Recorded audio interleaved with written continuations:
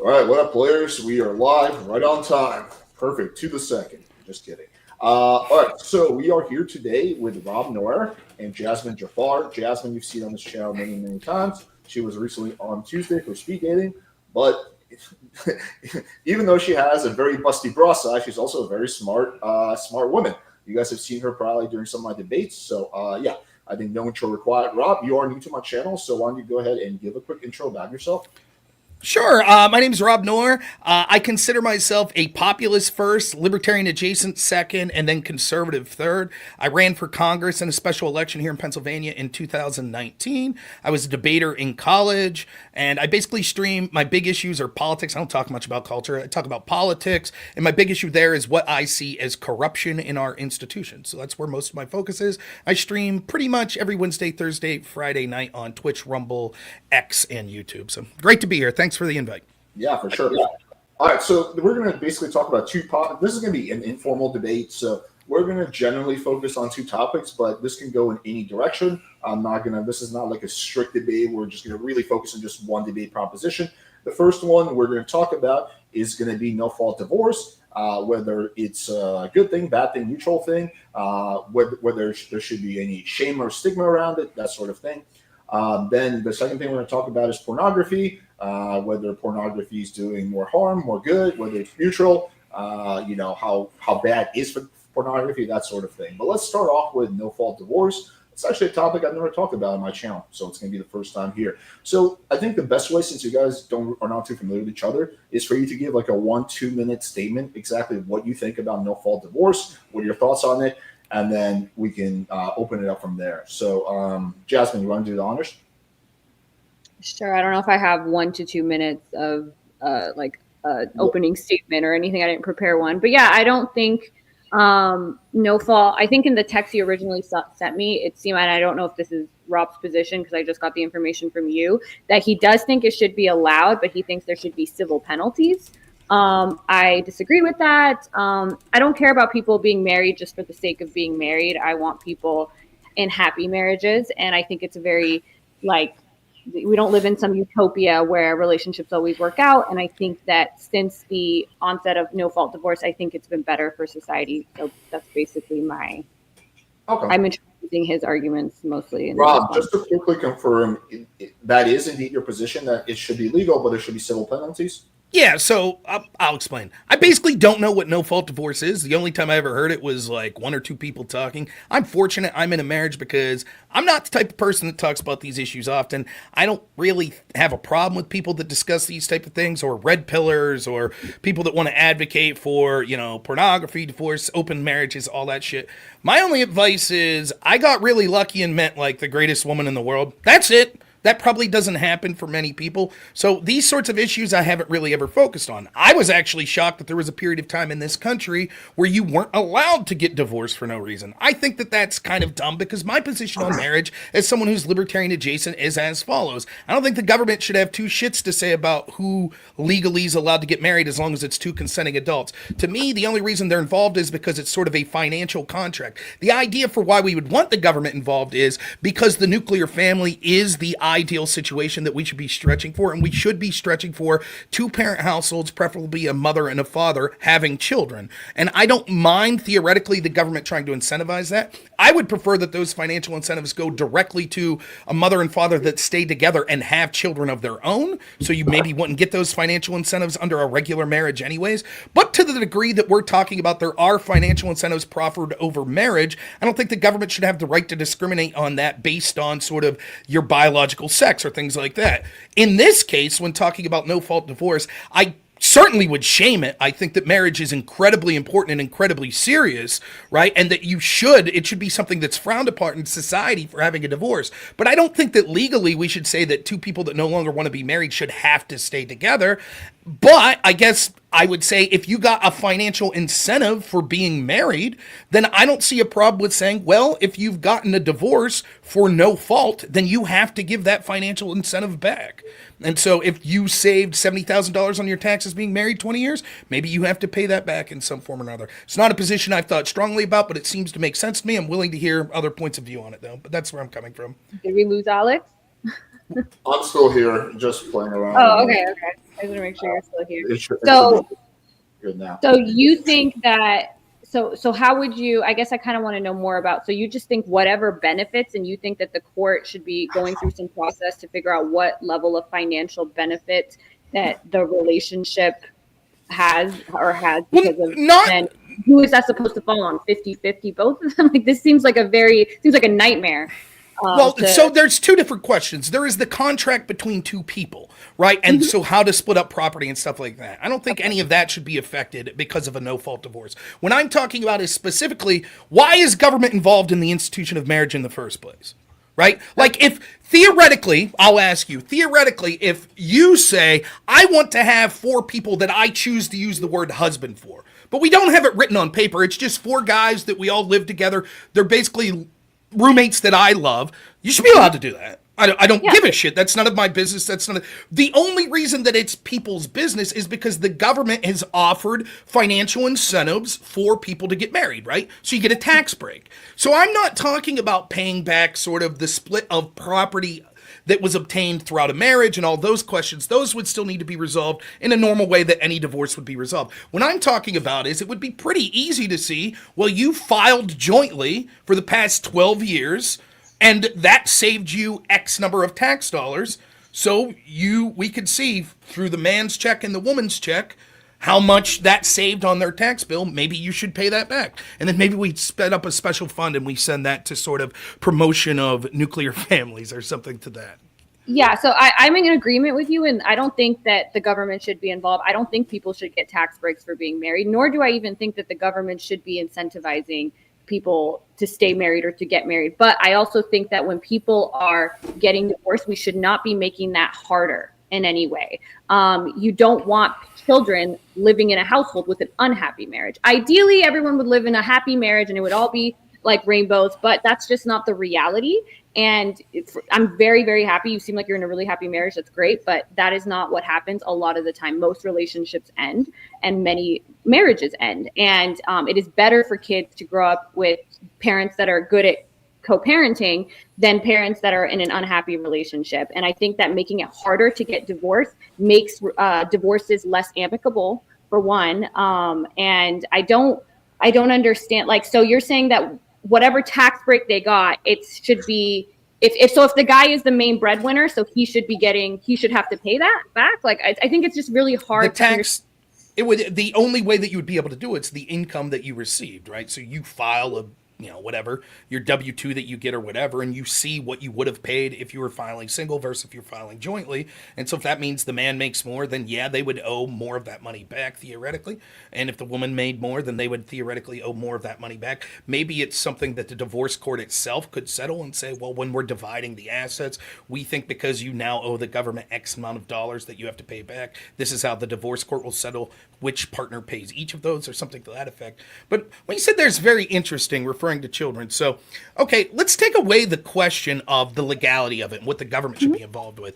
Let's start with saying, what is the sort of ideal that we're stretching for? Because I think it would be bemusing to just talk specifically about the legality of it and not get into the morality at some point. So would you say, it seems like what you suggested there is the ideal that we should focus on first and foremost is the welfare of children? Do you think that's the case? Well, would you say that? I guess I kind of just assumed that would be one of the reasons. Why else would you want to make people stay together when they don't want to be together, or de-incentivize them to not, or to make it harder for them to separate? Plus, there are a lot of, like, even in the state I live, you can opt into something called a covenant marriage, where you're basically agreeing to not have a no-fault divorce be available to you. But the thing is, almost less than 1%, I think in Arizona, it's like 0.25% of couples agree to do this. And usually people that do it's because of religious or whatever reasons, but people don't want that. People don't want to preemptively put themselves in a position where they are stuck. And so I know you kind of want to move away from the government topic, which we can do, but I just don't think that it is safe. And I don't think it's going to be good for society to make it harder for people to get divorced. Divorce is already something really hard. I hope you don't have like the red pill view that people are just doing it willy-nilly and that they're just throwing it, like, women are just waking up one morning deciding to get divorced and taking all the assets. This is not how it goes.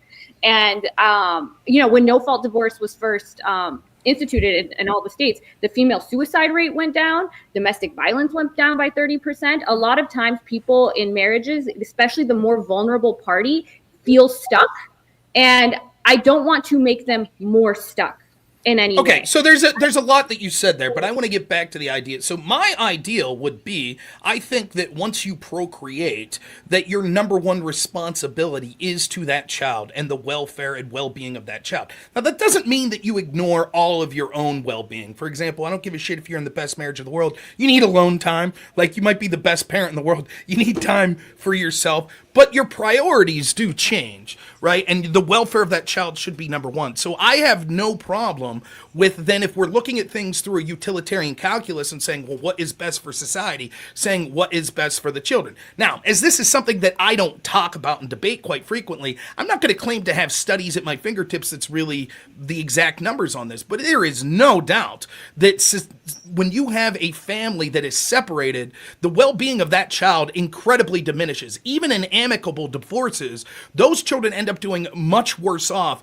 than people that try to stick it out. What we're talking about here is let me finish real quick. So what we're talking about specifically is no-fault divorce here, and what you're going to tell me is, well, there are marriages where that's not true. For example, you wouldn't want to force a woman to stay with an batterer, an abusive husband. That child will actually do worse than if there was a separation and that woman was allowed to take the child from that abusive husband. But you would be allowed to do that even in a system with no-fault divorce being outlawed, because that would be just cause, I would assume, or fault to say that I am battered, I'm abused emotionally, physically, etc. And so those situations that we would talk about that would still be covered elsewhere. What we have today is a cultural phenomenon where the value of the family has diminished so much that there was a Democrat named Moynihan in the 60s that commissioned this report. It was particularly focused on Black Americans, right? And it said that it was a crisis that 25% of children that were Black were born out of wedlock, and they called that a crisis.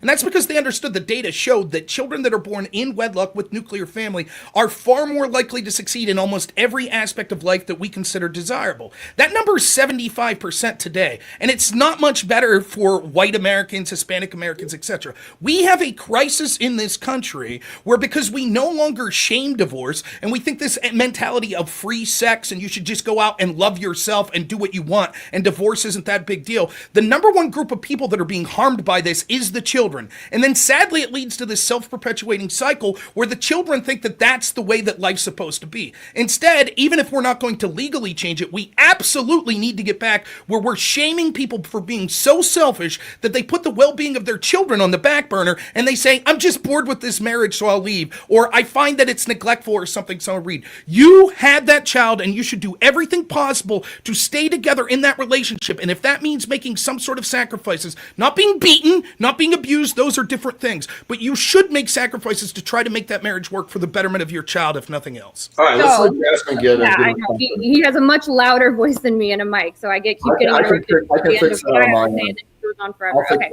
So one thing is, no, it's not just that children in families where somebody's beating them are doing worse off. People in unhappy marriages where there's arguing in the home or when there's conflict in the home, those children end up doing far worse than children who are having parents that are co-parenting. A good co-parenting relationship is much preferable to a home with conflict.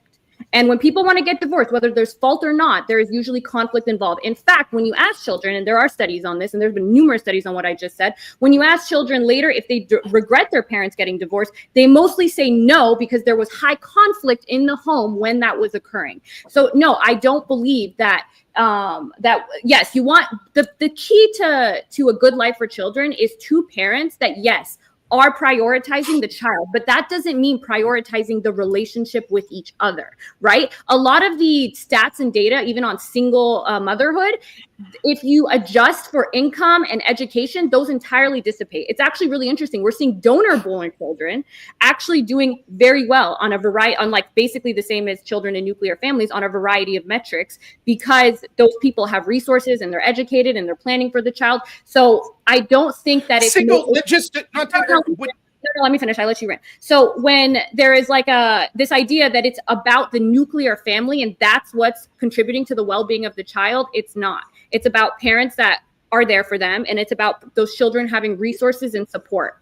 And that is not going to be as easy when the parents are unhappy and they're forcing themselves to try to work in this relationship that most of the time does not work out. The dominant mating strategy for humans is serial monogamy. It's really cute that this idea of two people staying together forever, if it worked, we wouldn't be having all these divorces. And there was never a time in history that you can point to where you say this was the golden age and everything was great. If you can, tell me when we should go back to. I actually am reading this great book. It's called The Way We Never Were. Really thick book with a lot of references. American Families in the Nostalgia Trap. It was never this case. And even the 1950s, which is this one tiny era that people like to point at, it had a slew of issues and it wasn't as happy as you think. In fact, children now are doing better on a variety of metrics. Less violence. They're doing less drinking, less casual sex. And you may say there's other issues with social media and all that. I completely agree with you. But it's not like since no-fault divorce became more common that children are actually doing worse in any metric. That's not true. First, before I go off on what I'm going to talk about, I have a question about. I think that you're probably misrepresenting many of these studies. I doubt that we'll be able to get into the minutia of those studies in this conversation. However, I will ask you about one specific study that you talked about. You said that studies show donor families, those children are doing quite well. Now, that would sort of be correlation, not causation, because it takes a certain amount of money to accept to be able to adopt. When you say donor families, are you talking, do those studies show single donor families? So a single parent that adopts, is that what those studies are showing? So it's usually older women, older affluent women, and that's right. I think that what we should be doing, children born in affluent families with a good support system, even if it's not a mother and a father, do fine. I just think a lot of times this single mother stat is thrown around, but single mothers also have way higher likelihoods of being very poor, drug abuse, alcohol abuse, etc. And then we pretend that all of the issues the child is having is because it's just the mother and not all of those things. But again, I want to be clear. So you're saying there are studies that show that 60-year-old women or something that adopt, those children are performing equally or better than children. They're performing equal to children that grow up in two-parent households. Yes. And I can pull that up if you want. It's somewhere. Are those women disproportionately wealthy? Yeah, they do well. But my whole point is also, right. So you're saying basically you can replace a father with wealth?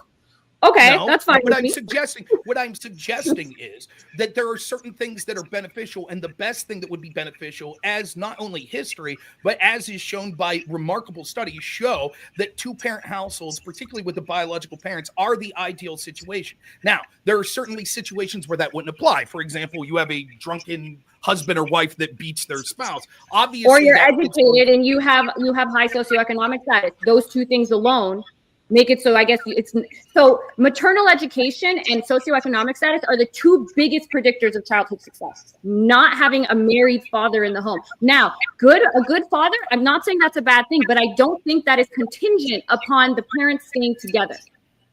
Okay, so I'm gonna keep going. I asked you specifically about this, right? I don't believe the way that you're interpreting many of these studies. Now, you could be right. I'm admitting that it's not something that I look into frequently. But my guess would be if we dig into these studies, the Rob, would it help if she pulls up the study? She can, but if you want me to go through like a 40-page study or something right now to look at its methodology, I suppose I can. I read pretty fast.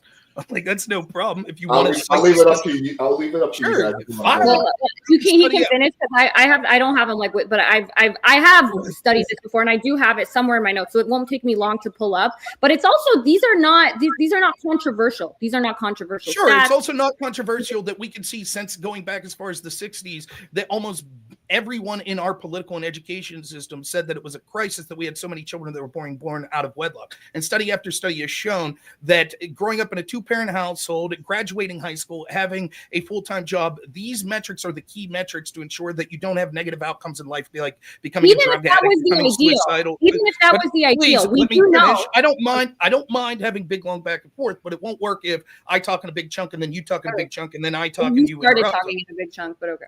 I thought your chunk was remarkably big. Nonetheless, we don't care whose chunk was bigger. Right. Nonetheless, all you care about is the bigness of our chest as we're trying to bring in viewers, right? So anyways, to bring up sort of the idea that you said, it's like, well, when you have parents that aren't getting along, et cetera, et cetera. The problem is culturally, we've embraced this idea of, it's like, oh, well, you have to have this idea of happiness. We've shifted the idea that you need to sacrifice as a parent and actually do what you can to make sacrifices. The idea of a marriage or any sort of partnership that works out well is that both partners need to make a sacrifice. Any good marriage, or people that are involved in good marriages, will tell you there are sacrifices that you need to make as a husband, as a wife, as a parent, etc. The problem is we have adapted this mentality that you're talking about, that's like serial monogamy. Oh, you got tired of your wife? Just say, hey, I'm done with you. Now I want to go out and bang someone different. The problem is accepting that mindset culturally has led to a mindset that is selfish, that leads to those people arguing more in the family in the first place. So you would have two parents that are more willing to bicker and not sacrifice for the greatness of their child, because they're not actually embracing a situation where they're engaged in monogamy and love in a moral sense, that they understand that protecting that family union is the most important thing. And we can see that there are significant problems that occur when this happens. For example, a lot of times what you see is the people that are more likely to abuse children are when a woman has a child and then enters in with another partner. We can see that the abuse rates from children remarkably go up then. All of this has to do with sort of this cultural idea that we should not only not shame divorce, but we should celebrate it. We should say, yay, if you're unhappy for any reason, then go ahead and leave. I might agree with you on the legality, that legally you should be allowed to have a no-fault divorce, but we as a society should say that's shameful. That shows a sign that if it's no fault, it's different. Okay, is this not a monologue? Yeah, it certainly is potentially a monologue. So okay, then I get a monologue after with no. Isn't that the way it's been working? We can, but I thought we wanted to change it. But okay, we can just. You want to do minute to minute? Go ahead. We'll give you a minute, and then I'll go a minute. Go for it. Okay, so first of all, everyone can respond however long it takes. All right, go ahead, Justin. Okay, so this idea of the 1960s being this like golden era, it's actually funny because if you actually go back more, if you actually want to be more traditional, this idea of getting married for love is actually very, very new. The most common purpose of marriage in history was not to ensure that children had a mother and father, but it was to acquire advantageous in-laws and expand the family labor force. That's where this idea of illegitimate children came from, which is that if you're born out of wedlock or out of this system and it's not approved of by the in-laws, that you actually have less rights than a child born in another situation. And it is not this is not disputed at all, that children born in, or children that are growing up in families of conflict. I agree. If you can have a great partner, having a great partner and having a great marriage does make you happier. That's great. I think that is great, to have a great little family and to not have to split up time and everybody's getting along and everybody's perfect. That's wonderful. But what happens when that does not work, which is a lot of the time? And for you to say that we should be pushing people to stay together and to work at it, even when they are not happy and when it's not working out, I don't think is a great idea. In the 1960s, women were just dousing themselves with all sorts of drugs, opiates. There was mommy's little helper, taking meth, all kinds of stuff, just to try to cope with this system. And they would even go. There was a thing called housewife syndrome and all these things. And this is one of the reasons that I mean, yeah, go for it. Fine. Okay, Every time. Right. We could quit the monologues if you want, or we can continue. Okay. But yours are longer. We'll say that. I'm just more interesting, so it might seem longer to someone who can't keep up. I think I'm more interesting for sure.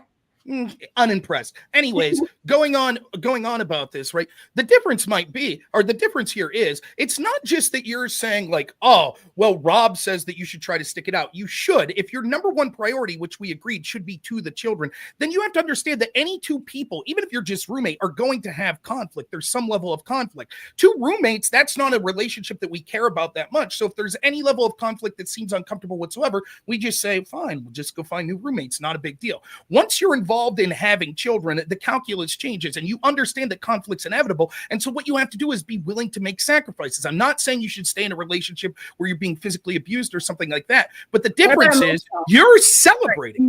You're celebrating it. You're not just saying, well, you should stick with it and try to make sacrifices. That's not necessarily the right thing to do. You're saying, no, serial monogamy is the way to go. So what you do culturally is you're actually encouraging the very terrible situation that we've already agreed is something that children shouldn't have to deal with. You're saying that for any reason, anytime it gets even slightly tough in a marriage, that's good. That's the norm. Serial monogamy. I don't think people like serial monogamy is to be preferred. Why wouldn't that be the case? No, but people are not divorcing. People don't even break up in relationships outside of marriage because it's slightly tough. I don't know where you're getting this idea that as soon as people are like bored or their relationships are emotional, people get attached and people are not leaving. But you keep talking about physical abuse. What about emotional abuse? What about I don't know if you've heard of the Gottmans and the like contempt, criticism, all these things that make people miserable and actually make them worse parents. When you're in an unhappy relationship, you are a worse parent. Why are we talking about why are we talking about? Let's talk about what we want specifically. So let's give a hypothetical and you tell me what your ideal situation is. I honestly, I think the ideal situation is two parents that No. Let me give this hypothetical and then you could respond to it. Okay. There is a man and a woman. We'll just say for the sake of argument, it's the woman, but it could be the inverse. I don't give a shit. They're married, they have 2 kids, right? And the marriage seems happy, but one day we'll just use the woman. Again, it could be interchangeable though. She sees a new guy at the gym and says, boy, I'd really like to fuck him. So you know what? I'm done with this marriage. Do you think that's perfectly fine, seeing as how you think serial monogamy is the norm? Well, I don't think I'll answer a hypothetical, but this is extremely, extremely, extremely rare. It is extremely rare. But I will say that if she doesn't fuck this guy and she forces herself to stay in this relationship and be miserable because for some reason this is like some really bizarre woman that really wants to leave everything because she saw a hot guy at the gym, which I'm sure is super common. You know, marriage is just nothing and people just do it and women are just dying to separate their families because of a guy at the gym. But if she's going to be miserable in that marriage, if she's unhappy in this marriage, yes. And what's important, I think, for the children is that both parents, ideally, are still there for the child and still parent the child. That doesn't mean that they have to be together. But notice you changed the calculus there. You said that would be tantamount to her, quote, being miserable in the marriage. So if she's not miserable, I don't think she's divorced. I don't think, okay, you know what? If this lady is one of the very few lady who wouldn't be miserable in the marriage, but just really wants to leave to go fuck this guy and wants to upend her whole family, then probably not, just because, like, if I was giving her advice, like, I think it's, I'm not going to say she's not allowed to do it and it's her life, but if I was giving her advice, I'd say, are you unhappy in the marriage? No, I just really want to fuck that guy. I'd be like, okay, talk to your husband. Maybe he'll let you, maybe not. And then you can go from there. But if you're not happy, it's such a crazy example. But it's not crazy. I'll explain why. It's not crazy. I'll explain why. You're saying that human nature is serial monogamy. So human nature would be you're in a relationship for someone 2-3 years, then you get bored of being intimate with them. No, I never said you get bored. Okay, that's not people do not state boredom as a reason for their divorce. Okay, how many people do you know that get divorced because they're bored? Boredom is not a reason for divorce. Again, forget divorce. Conflict, infidelity, pretty high on the list. Stop. I know you think you're on a roll here. Define the term serial monogamy. Serial monogamy is that people go, yes, from monogamous relationship to monogamous. Sometimes, like, the average, I think, is about 7 years, but they're not leaving because they're bored. They're leaving because the relationship is now full of conflict. There's typically a lot of fighting that goes on before a divorce. There's usually actually, I think they say a year of extreme conflict, fighting, constant fights, constant issues before people break up, even out of a relationship. Everyone in the audience, I want you to stop and think. It's really great that he's in this great, wonderful, happy relationship.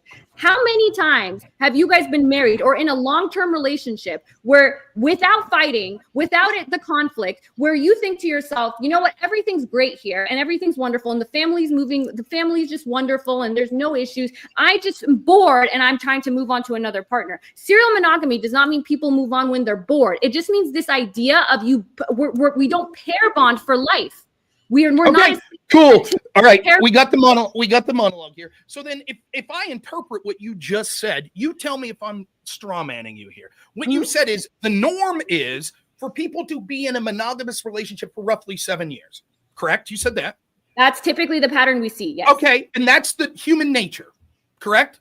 That's what I mean. That's what's happening. Okay, that's what let me finish. And the reason they're leaving, that it only lasts 7 years, isn't boredom. It's because the norm is for any relationship that lasts 7 years, the normal situation is there'll be a lot of conflict. No, not any relationship. Not any. I didn't say any. I said normal. He just said any. People rewind. He just said any relationship. But okay, continue. I said normal. You said you said let me if you think that maybe I misspoke, maybe you misheard. Yeah, so let me no, clarify. So a normal situation would be at 7 years, there's in a normal relationship, there's going to be a lot of conflict that both sides so would want to. average and normal are very different things. I don't know why you're using Okay, so then it typically seems to me that at 7 years, yes, that is a thing in psychology. That is a thing that we've observed. This is a pattern that has been observed in our society. So that's, that at around 7 years, conflict starts. That doesn't mean that you get divorced right away when conflict starts. I'm saying that no. I understand that you're going to extrapolate, but the question I'm trying to, so when you say that that's the average or normal or whatever term, you mean more than 50% of relationships? No, I'm saying that 7 years seems to be the time where a lot of couples, and we can pull up exactly to look at the minutia of this, but the point is that this idea of lifelong monogamy with one person, very few people are with one person their entire life. Okay, I understand that, but very rare because we're trying to get in the human population. This is extremely rare, and we cannot set up a society where we say that we're going to expect this, and we should be aiming for something that is almost impossible for the majority of people. Even the relationships that I understand the filibuster and the monologue. I understand the filibuster and the monologue. What I'm trying to get is what we should expect for average human nature to be through some sort of relationships. And it seems that you're like trying to think about what my argument will be in the future instead of just imparting your knowledge to all of us of what the average normal human experience is. So it seems to be. So the question I have is, for example, you've waffled on sort of the difference between the term normal and average. What I'm asking is this: 7 years. Okay, obviously that could mean there's going to be some relationships where the conflict starts at 2 years. Somewhere it starts at 15 years, somewhere it starts immediately, somewhere the conflict never happens. I'm saying the bulk of human nature, I'm just asking questions to get what you think. Would you say that the bulk of humans are at some point, the average being 7 years, but at some point going to have conflict to the point where at least one of them wants to leave because of the conflict? Yeah, so I don't know why you're harping on the 7 years. If you want, we could, but that's when we're going to have to pull 7 years is irrelevant. No, let me finish. But I like what you said there. Yes. The average and the normal thing that happens is that over a period of time, like you said, whether it's 2 years, whether it's 10 years, whether it's 15 years, and we have a lot of things called a gray divorce. Gray divorces are shooting through the roof, which is couples that get divorced after 50 or after their children have left the home.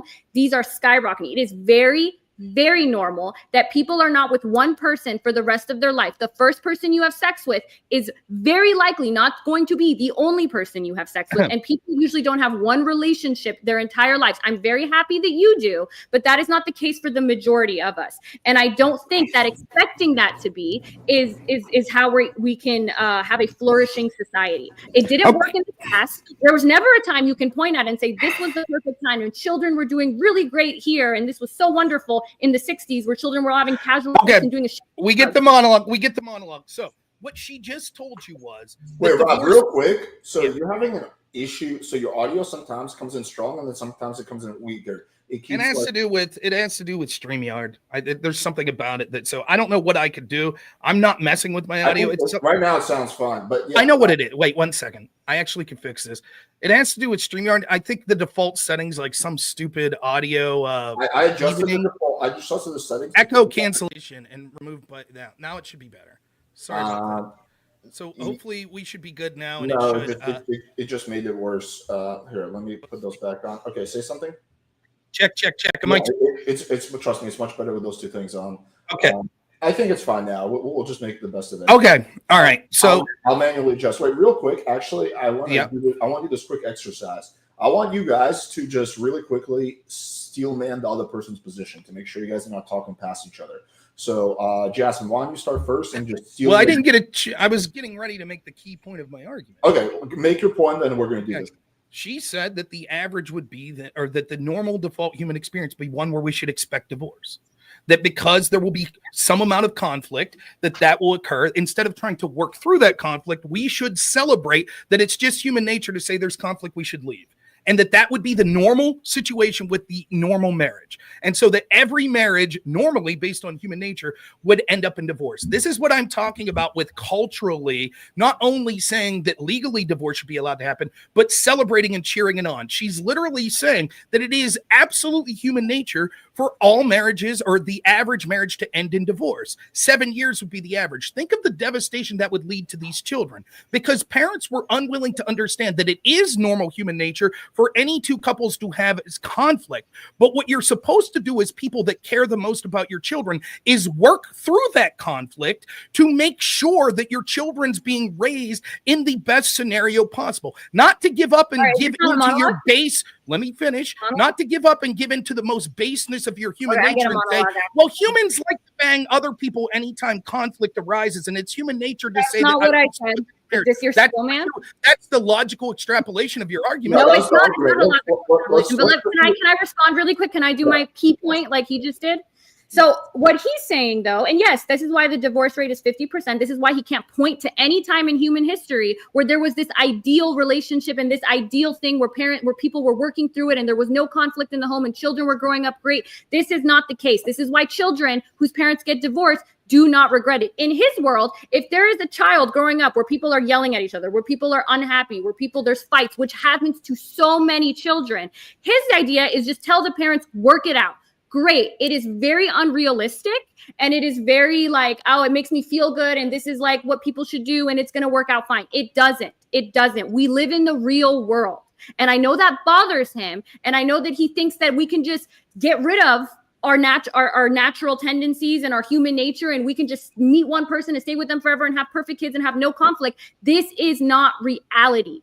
The reason it's not reality is because if you're not doing your children any favors by staying in a relationship. It doesn't have to be physically abusive. It could be emotionally abusive. The reason that she says it could be any of these things, and he thinks that the best thing for the children is for you to stay and force each other and try to work it out. If you can work it out, great. But most people break up or get divorced because they can't work it out, not because they didn't try, not because they got bored, not because they found a hot guy at the gym. This is a very incel fucking idea. This is a very we're done. Wait, hang on. I've let both of you guys make your key point. Now, I do want to do steel man exercise because I think you guys are just talking massively past each other. So, Jasmine, can you just quickly steel man what Rob's argument is? Rob's argument is that we should be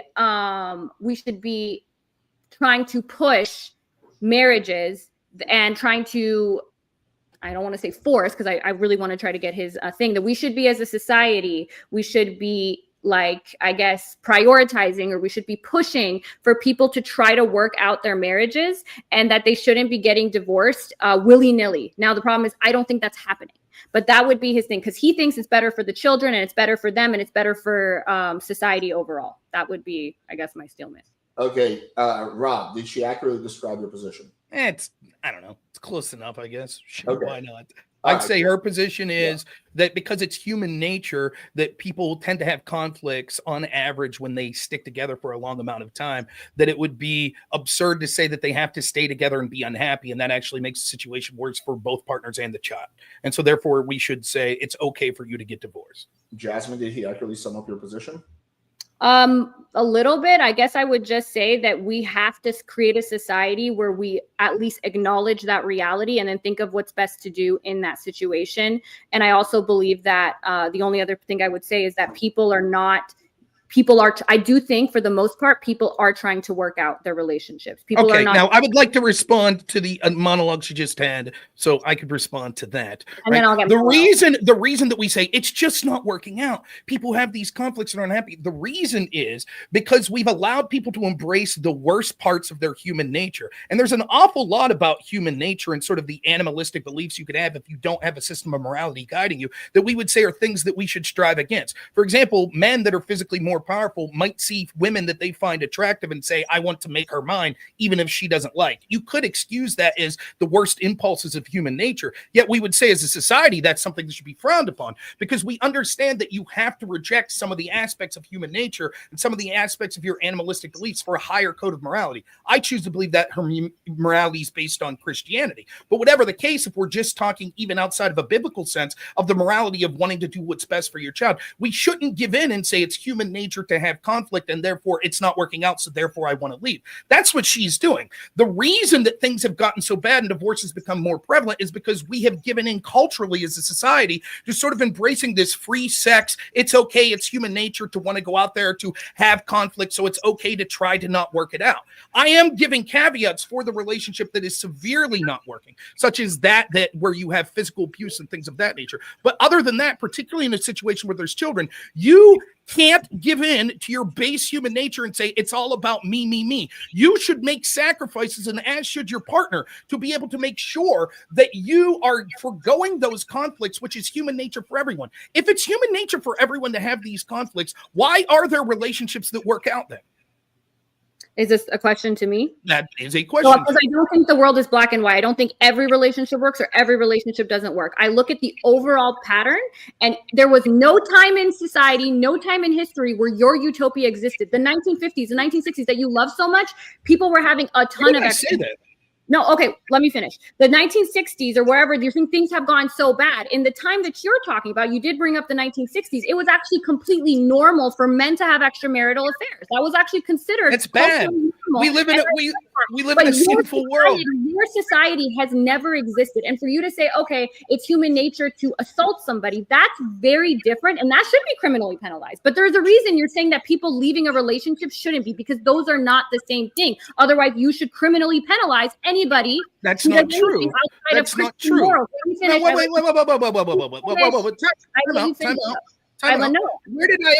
Where have I ever remotely suggested, hell, even most Christian nationalists wouldn't say that all sin or all things that are immoral should be illegal. So why should rape be illegal but not divorce? Because one is aggressing on another person in a physical way, right? That doesn't mean that doesn't right, but you're conflating morality with legality, right? Let me finish. You just clarify your position in the middle of my If this was a competition, I'm sure you could do it better than me. You're not going to. Everyone's muted. Okay, stop. No one can hear when you guys talk at the same time. Although I do enjoy the spirit debate. All right, let Jasmine finish her point, and then it's all you, Rob. Okay, I'm muting everyone. Okay, go ahead, Jasmine. The reason I brought that up is he was like, well, if under Jasmine's logic, if we're just going to give into our human nature, then things like rape is, I guess, justified or whatever, because that's just a part of our human nature. But I'm pointing to him to say that, no, there's a reason that you see those things differently, because one is aggressing on another, which is very different than two people deciding not to be together. If that's not moral under your worldview, that's fine. But that is your worldview, and that's not even what the majority of people believe anymore. And the majority of people do not think it's immoral for two people to no longer want to be together.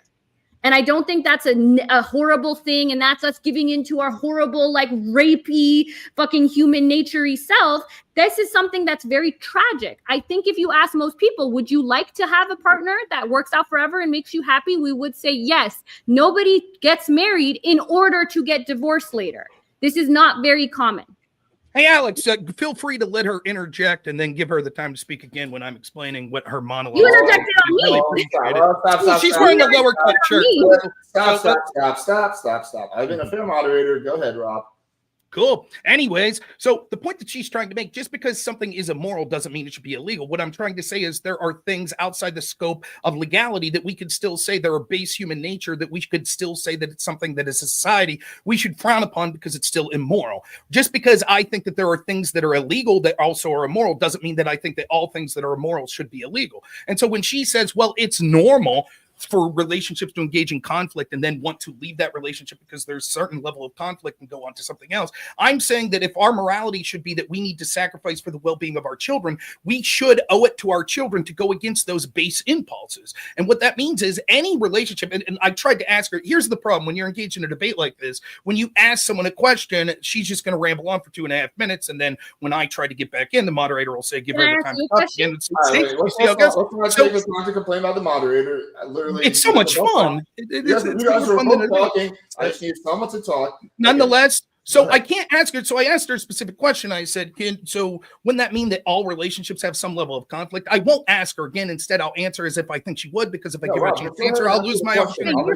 So I'll keep talking, because it's clear that that's the way this has to work. No problem. So she would admit that all relationships have some level of conflict. The question I have is then, if there are certain relationships that have that level of conflict, but they're able to work through it, that seems to show that we should prioritize a society and celebrate those people that have chosen to self-sacrifice to get through the inevitable levels of conflict that would occur. And it is true, any two relationships, if you spend enough time, will result in some sort of conflict. The problem is she's setting cultural values that would mean that we just give up and say, well, it's totally normal when there's conflict to say that we should go ahead and split.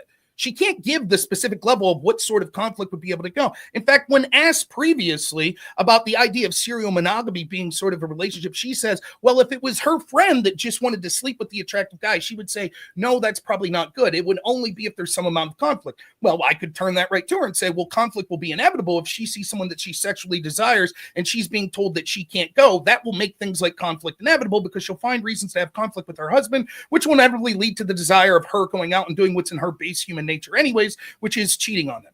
I'm prioritizing a system, even though legally I think you should be able to have no fault divorce, a system that suggests that we should frown on people giving into their base impulses and instead prioritize the well-being of children and the family union. Her saying that there's never been a utopian society is absolutely true. We do live in a secular world, which is why that we had the Son of God sacrifice his life, because we're all imperfect. That doesn't mean that we shouldn't strive for that. And we can see that the data is quite remarkable that suggests that loving two-parent households are the priority that should be stressed to have the best situation for family values growing up. We already see that there's a population decline because this is right. Super Sucks, doesn't it? Let's let him finish. Go ahead. Okay. So we can already see that there's a population crisis because of the fracture of focusing on the nuclear family as the core value that we should appreciate in our society. Instead, we've embraced this idea of serial monogamy, or worse than that, we see this free sex movement that says you should go out and rack up as much body count as you want, and you shouldn't get married in the first place, and you shouldn't have children, and you should focus on materialism, etc. It's making society worse off in almost all ways. She even erroneously said earlier that by most metrics, children are doing really well. How's their mental health?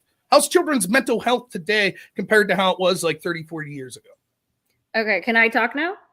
Yes, I will actually ask him a question. I will not do a whole little monologue. I will just answer his question. When I talk about conflict, he's like trying to, she doesn't say what level of conflict. And he's acting like most of the divorces happen because of low levels of conflict. So a question I would ask him when I'm done is, in a relationship, let's say you're with a narcissist, and he's not physically abusing you, but and if there was unequivocal, if you were convinced of data, or you knew, or the children, or a psychologist, or somebody said, you two being together is causing more harm to the children than if you guys were to live separately.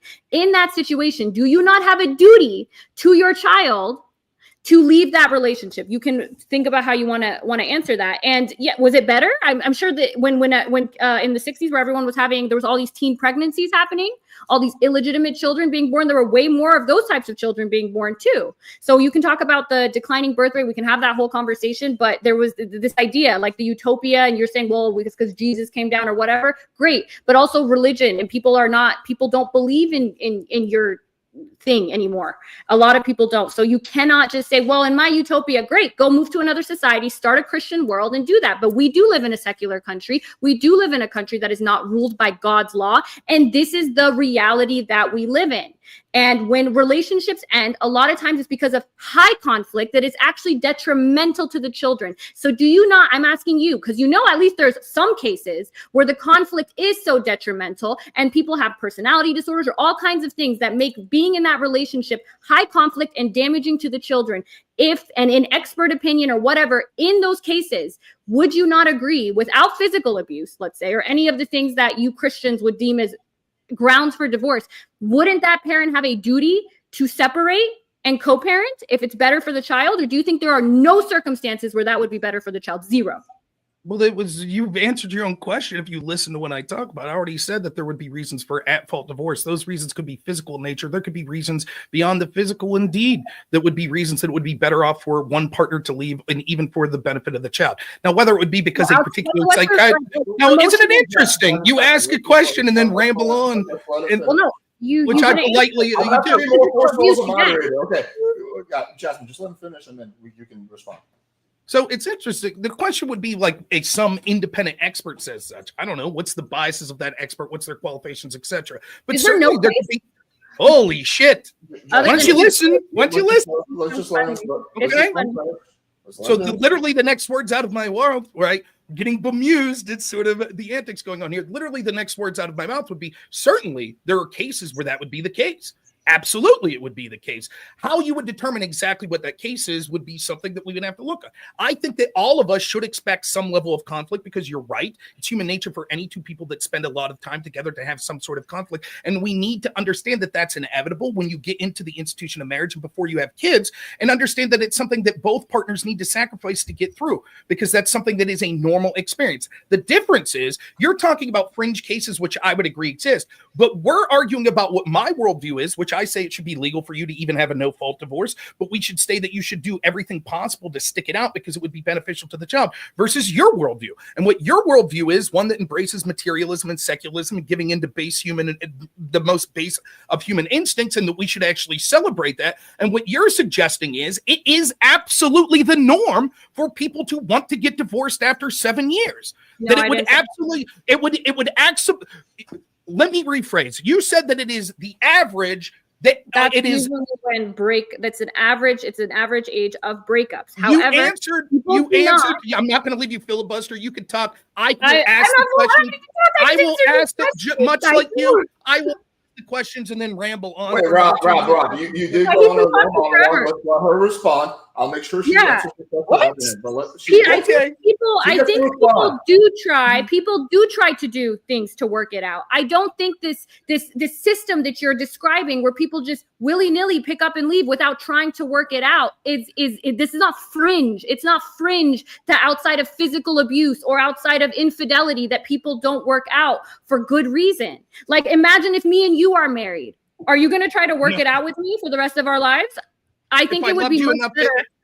If I loved you enough to marry you, that's something that I would do, because I took that seriously, those vows seriously, and I understood the institution of what I considered marriage, not because it's legal, but because of what it means to me and what love means, and sacrificing to be with someone and to make them part of your life. I would try to stick it out. Now the question is, I'll ramble. You asked the question, and now I'll interject and answer and ramble on as if it was done, but it was I know, so I can talk over. Let's let him. Guys, I'm literally going to keep talking.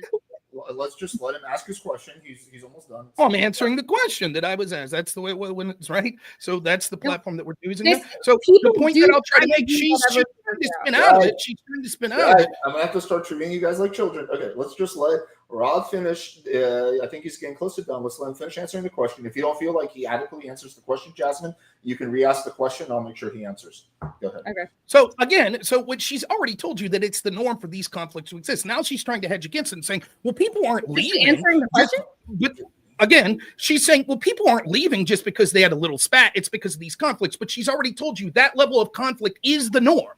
Whatever that level is, she hasn't given that threshold, but that is true. That's what she said. She said that it is that human nature is serial monogamy. On average, it lasts 7 years. But it is, I asked her specifically, it is the normal human condition that inevitably you will move on. And it's not because you get bored of it. It's because of the conflict that will come from that. That means when she's making two contradictory arguments here, on one, she's saying it's not so unusual, or it's not this thing that Rob's saying that, it's the norm for people to just separate because conflict. When people leave, it's because the conflict, they had good reasons. But then she's admitting, but that's the norm of every relationship, that level of conflict will occur. Am I wrong? That's what you said. Did he adequately answer your question or no? No, because I still want to know, like he's saying that outside of physical, is emotional abuse a good enough reason, or financial abuse? Is that a good enough reason to leave a relationship or no? Well, define the threshold. What do you mean the threshold? Am I emotionally abusing you right now? No. Because we're not in Let's say you thought I was. Let's say that we were, God forbid, in a relationship, right? And you thought that this level of argument, which I'm actually enjoying. Let's say that you subjectively thought this was. Let me clarify. Let me give you a more specific hypothetical. What if there's a woman who she feels like her husband is constantly criticizing her, constantly fighting with her, picking fights over little things? She's asked him to stop. She's tried to work at it to stop, and he's not stopping. And there's no physical violence, but it's just this emotional abuse over and over. And she's tried to make him stop, and he is not doing that. Do you think, and it's her children are hearing them fight, her children are hearing the guy yell at her. Do you think in that situation she should leave, or should she try even harder, or maybe just accept it to stay in that relationship? It depends on, again, the threshold of the things you're talking about. Any level, for example, we could go right down the loose, even physical abuse. There are levels of physical abuse that to me wouldn't justify divorce. For example, you push me. That's physical abuse by the letter of the law. Let me hang on. I'm going to get involved for a second. Let me rephrase her thing so there's no room for confusion, because I think I understand exactly what she's getting at. Yeah. Let's say there's a relationship. Let's say, how about this? Let's say your wife, your lovely wife, let's say she starts demeaning you every day. Like, she's like, oh, nice hat, fucking, oh, you're getting fat. Like, she starts just demeaning you. And let's say you try to work it out. You say, let's go to therapy. And then she just doesn't change, and she just keeps doing it over and over again. She does it sometimes at dinner time where your kids are listening and they're hearing it. Let's say, for example, you've gone to multiple therapy appointments, not changing, and then she starts blatantly lying to you. She'll be like, I'll be home at 6 p.m. And then she comes home at 10 p.m. And she's like, whatever, I want to go with my friends. Why are you complaining, you fucking loser? In that situation, do you think that would be an adequate enough reason to get divorced? I think if you feel that you want to get divorced, you should. I think that the rest of society should shame you because you either A, chose poorly with your partner, and B, that you were selfish enough that you let little things like that impugn your ability for your child to grow up in a Right, my question is, would you divorce her? No. Okay, so like if she was just like abusing you, like I'm sorry, she was like humiliating you and demeaning you every day, you would still stick together? Yes. Okay, so all I want to say to that is that situation has been shown, and we can pull up the studies. Actually, everyone can just Google this. Literally, it'll pull it up. The household that Alex was describing is worse for your child. It is worse for your child than if you were to separate. This is not my opinion. This is just statistically accurate. That children that grow up in that household where there's conflict, where a parent is emotionally— What's the conflict? Let me finish. It's my turn to finish. And then, as he said, they're going to think that's normal. They're going to think this is normal, and that's a really healthy depiction of love to show your children. What he's advocating for is something that's worse for the child, not better for the child, and under his purview that you should be putting the child absolutely first. I think he's doing a disservice to his child by staying with that woman. And it is also the case that it is very common that things like this happen, and the person does try to change. They try to get the person to stop. They try all this, and they only leave when there is no other option. People change over time. People talk about the honeymoon phase. Yes, that goes away. Yes, that's normal. And sometimes people can work it out. Sometimes people are reasonable. Sometimes his wife would agree, would start changing, would be like, you know what? I'm sorry. I've been really such a fucking cunt recently. Let me try to change. And sometimes they don't. But in the times where they don't, you do have a duty to leave that relationship if you care about the well-being of the child. And you did normally take you long to finish? Rob, let's let her finish. He can talk. Yeah. Takes a long time to finish for you. Okay. Anyways, so when you gave the situation, we're talking about specific with me. Alex asked me a question of if I specifically would leave, and you said that situation would be worse because of studies, et cetera, because there would be conflict. How do you know? How do you know how I would act in that situation? You might be looking at other people in situations they had that you think would be analogous to the situation he gave, but those other people wouldn't include me specifically in the actions I would be taking. The problem is we're weighing two competing worldviews. One, where you're admitting, and you can't get away from this, that the norm would be divorce.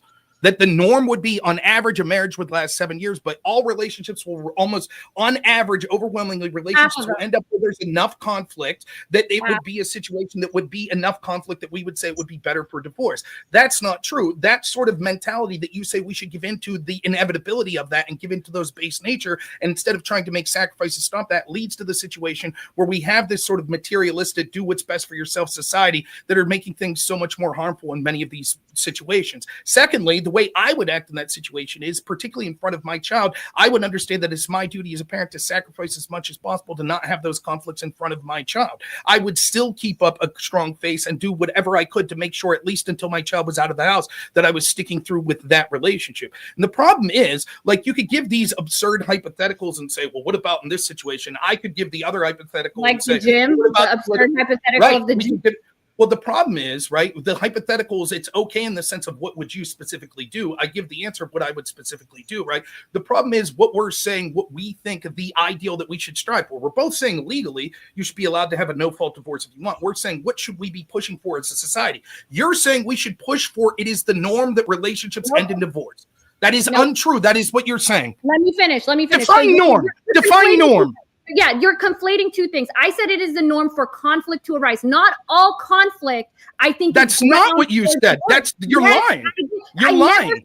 I never said that all conflict is a result of divorce. Just because conflict typically appears within 7 years does not mean that I think that level of conflict is conflict we should leave. That's not what I'm saying. I'm saying that a lot of the time, you're right, every relationship has conflict. And about half of them, and sometimes even more, sometimes less, maybe some of the people that got divorced could have worked it out. Maybe some of the people that are still together shouldn't be together because the relationships are abusive and toxic. That could very well be the case. Any level of conflict does not equal divorce. It is the norm to have conflict. And it is also very common to have enough conflict that getting separated would be the better option, not only for you, not only for society, but also for the child. Because a co-parenting relationship where that is amicable is better than living in a household with conflict. You can't get away from that fact. So just so she's lying. So I'm bemused by the fact that not only do I heavily suspect, not only do I heavily suspect that she's wrong about what these studies say, or even if the studies claim what she said, she's either misinterpreting them or the studies don't. Can you name me one of those studies? God?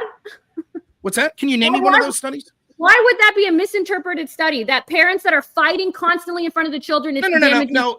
The way why is that so crazy? The study, many of the studies that you're talking about, that it's not, to parents to stay together and that single women that are in their 60s and above. Yes, conflict would be bad. What level of conflict, this sort of thing? Yes, conflict would be bad if depending on what the level of conflict, the threshold stuff. But separating would also be bad, and the studies show that that's worse. Right now, nonetheless, when she says here now, she's blatantly lying, which is wrong. Now she's saying, I'm not saying, I'm just saying that it's human nature that within 7 years there'll be conflict, but that won't necessarily lead to divorce. She was very specific. She said that the norm is serial monogamy. And what that means is, and this is why it was important to go through it. I was saying, what are you saying normal human nature? This is the direction that it went. I said serial monogamy. What are you talking about? You said, well, within 7 years, people tend to then go on to another relationship. Well, they'll be in a monogamous relationship. And I said, oh, just because they get bored. She said, no. Please, you've had your chance. She said, no, it's not because they get bored. It's because there's conflict. There'll be enough conflict where the level of conflict, that's the norm. That's what she said. Now she's saying, oh, no, I'm just saying the norm, not that relationships will end. I'm saying it's the norm that there will be conflict. That's not true. No, she said the norm. Please be quiet. Please be quiet. I know that you're trying to now change what you said. Because you can try to lie and spin out. You can try to lie and spin out. This is what she said. We painstakingly went through it because I knew that something like this would occur. She said the norm is that people don't stay in one relationship. And so therefore, that's why we should accept divorce like this. Now she's trying to say, oh, no, I'm just saying the norm is relationships have conflict, but there's no necessary human nature that conflict will lead to separation. That's not what she said. She said it is the norm to have serial monogamy, and it's normal to expect that people won't stay in a relationship like a marriage their entire life. That means that what she's in effect saying is that we should, as a culture, embrace the idea that it is the norm for marriages to end in divorce. And that is worse than any hypothetical that she wants to give me, where I say that the norm should be that you fight against the base of human nature and materialism, saying what's best for me, and there's conflict, so therefore I went out. And you should instead prioritize the family unit, in particular the children, and understand that all relationships require sacrifice from all parties involved. And you should try to make those sacrifices as much as possible to make sure that the child is raised in the best situation possible. Okay, 50% of marriages right now around are getting divorced. It cannot be normal for it to be exactly at 7 years because that would already put it under 50%. Okay, this is not difficult. I'm not saying the 7 years is normal. Let me finish. So what you're saying is basically that I'm saying we should expect divorce. This is going to be it's very common. Even in your situation, you'd say, oh, I at least wait till the children left. You would be a case of divorce too. That's not in 7 years. It's in whatever many years. That's called a gray divorce, which is going through the roof. Do you have a problem with gray divorces when children are out of the house in that situation? Like even you said you might get divorced, because that's still divorce. And a lot of that is happening at that. Now you may say, okay, well, that's better than whatever. Again, this is not disputed that high conflict households are worse for children. It is not the norm that it happens in 7 years, but it is the norm that parents do decide to get divorced. And it's also, unfortunately, normal that children grow up in houses where their parents do not get along, and that has detrimental effects, which is why they don't typically regret. Like when they're asked later, are you happy your parents got divorced? They say yes, because they remember that their mother or their father or whoever was miserable or fighting and all that shit that was happening. I wish that we lived in your society. I wish that there was a man in the sky. Let me finish. We won't. I wish that was the case. I wish there was a man in the sky who was telling us this is the way, and we could all follow him. And if we just tried hard enough, and if we just really stuck it out, then we could live in your perfect world. But we don't. And I don't think that it's our job every time we see a couple getting divorced. Well, you chose the wrong person.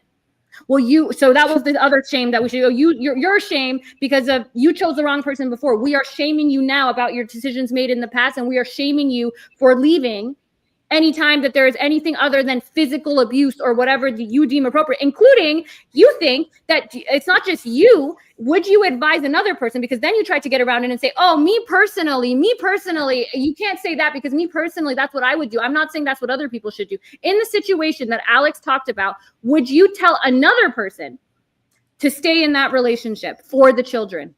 Okay, Jasmine, you asked like 15 questions. So hang on, Rob, just 1 second. Before he answers your question, I do want to repeat one of the points he made that I think the chat will like clarification on. So do you feel, so Rob is claiming that you kind of changed your position or you misspoke or whatever. Do you feel like you misspoke, or do you feel like he's misrepresenting what you said earlier? He's misrepresenting. He acted like I said that the average person gets divorced after that this is the norm in society, is that after 7 years, people leave their marriages. I said that conflict typically starts arising at 7 years. So if I misspoke before, but that is my position, that conflict typically starts appearing in 7 years, and that a lot of relationships, whether they're marriages or not, that tends to be a hot spot. Just like, for instance, a lot of couples break up around holidays. That doesn't mean it's the norm. It doesn't mean everyone breaks up around holidays, but out of the couples that break up, we do see a cluster of it happening around the holidays. I don't think the 7 year point is even interesting at all. What? Here is that I get a chance to most relationships. Let her finish, Rob. Utopia does not exist. You'll get all the speaking time. All right, okay. Rob, go ahead. You can speak as long as you want. The 7 years shit's irrelevant. That's not the point. What I'm saying is she's saying it's normal for people to not, it's normal for marriages to end. That's what she's saying. That the normal human, the 7 years is irrelevant. She's saying that's the average time it takes. You're the one who keeps focusing on it. What I'm saying is, I am not. I'm saying that everyone go back and count how many times I brought up 7 years and he brought up 7 years. I'm saying that you use that term specifically. The 7 years is irrelevant. The problem that I have with you is you're saying that it is human nature for marriages to end in divorce. That's what we should expect. We should expect that it's human nature that we're serial monogamous. And you said 7 years is the average. It doesn't matter if it's 14 years, 15 years, 2 years, whatever. Wow, my God. I hope in your OnlyFans conflict you don't talk this stupid while you're blowing dudes and shit. That interesting. We'll continue. Look, trust me. Listen, I was going to wait until we got to the porn part of this, but the fact that you have sort of the same amount of YouTube views as me, and I'm assuming your OnlyFans views are higher than your YouTube views. I don't make money on YouTube. I know. Yes or no? Yes or no? Is your OnlyFans more popular than your YouTube? I don't post on YouTube, so obviously I post on OnlyFans. I don't even know why this is. So he's I just want to respond. Anyways, and you know what's funny is that he works a lot harder on his YouTube. Let me respond. He started if it was, she could probably hold her breath. Both of you guys, Jesus Christ. Okay, Jasmine. I'm moving on past the whole like who has more subscribers or whatever. Let's let Rob respond to the actual point of the discussion. Let's just let him finish his point, and then you can respond. Okay, I'm muting everyone. Okay, go ahead, Rob. Thanks for telling me what I can talk about, Alex. You can feel free to kick me from the show if you don't like what I'm talking about, but I'm going to keep on this point. The point I'm trying to make there is, despite the fact she's misleading you that she doesn't have a YouTube channel, she does. Okay, what I'm trying to say is, there she goes. She's going to interrupt again. Again, man, you must be real good at holding your breath a lot like when you're doing your work, right? So the point I was going to try to make here is, I can talk over, Alex. I don't give a shit. If you're incapable of doing your job as a moderator, it's no problem with me. OnlyFans. All right, mute both of you again. Okay, can you? Right. Okay, I'm just going to mute you for a second. Can you explain to me how the subscribers thing is relevant to the argument? If you can tell me how it's relevant, then you can. Yes, I will show you how it's relevant, Alex. Ready? Because people aren't tuning into her for her intellectualism or her great thoughts. They're tuning into her because she's wearing a low-cut shirt and blowing people on OnlyFans. So the idea. Right, but fuck her. That's what it has to do with. Fuck her. Like, that's what I'm saying. What was like the idea that discussion you guys are having about no fault divorce? No, I was throwing a point in there as she tried to overtalk me the whole time. I was saying that I was. You guys both have been over talking the shit out of each other. Okay? That's true, Alex. That's true. It's been happening. Way to add a lot as a moderator here. So it's cool. She wore a low cut shirt for your channel, as you admitted. So I'm sure it's working well, anyways, for you. Now, the point that I was trying to make, seeing as how not many people listen to her for intellectual capacity, just for her low cut shirt, let's go back to the actual argument. You know, if you'd stop interrupting me, I would actually get to the point. I'm always ready to get to the point, and then you keep interrupting me. Fucking going on side tangents. Hey, I don't give a fuck. I'll talk about. You could ask me to leave if you want, no problem. It's a fucking side show anyway. So I'm just asking you right. I'm getting to my point. If you'd stop interrupting me so much, I would get to the point. Now we've already clarified, right? So we've clarified. So we've clarified the fact that people aren't tuning into her for intellectual thought. It's because she wore a low-cut shirt, which is the reason we want to hear. Now, to get back to the point of the low-fault divorce and things like that. I'm not. There we go. There we go. We'll get to the point eventually. We'll get to it. Don't worry. I'm going to talk about my OnlyFans. That's it. Okay, hang on. I'm muting both of you once again. Jesus Christ. Okay, he's back. We finally got him back to the actual point of the debate. Let's let him respond to it. I promise you when it's your turn, you can address the OnlyFans thing that he said. But let's just let him finish his initial point because we're wasting massive amounts of time here. All right, go ahead. Cool. So we had the point about people not tuning into her YouTube channel, but instead just because she has a low-cut shirt and does OnlyFans. Anyways, back to the point of no-fault divorce, right? Please stop. I'll just leave, right? Like, I'm not into it. That's fucking stupidity. Anyways, I understand. I understand the need for it. Anyways, let's let Rob finish. She keeps going on harping about the 7 years. The 7 years was just what she said. The important part is that she says that it's human. He lost. Jasmine, please stop. He brought it up again. Obviously, she does her best work with her mouth open. It's just not talking. So anyways, what we can see is that she said that the natural human condition with serial monogamy is that people will end up in divorce. And what do you think conflict would be more likely to arise in? Do you think people are going to try to work through things more if we've accepted as a culture, well, it's totally normal and preferable in human nature for people like... Jasmine, here's what we're gonna do. We're just gonna fucking. I don't have to see this shit, so I'll just put me and Alex on. I'm not that impressed. You ain't all that. So I'm gonna meet both of you. Oh my god, you guys like behaving like children today. Jasmine, just please don't shake your titties. Like, let him just finish his point. Just let him finish his point. You can shake your titties much later. I have no problem with it. But let's let him finish his point.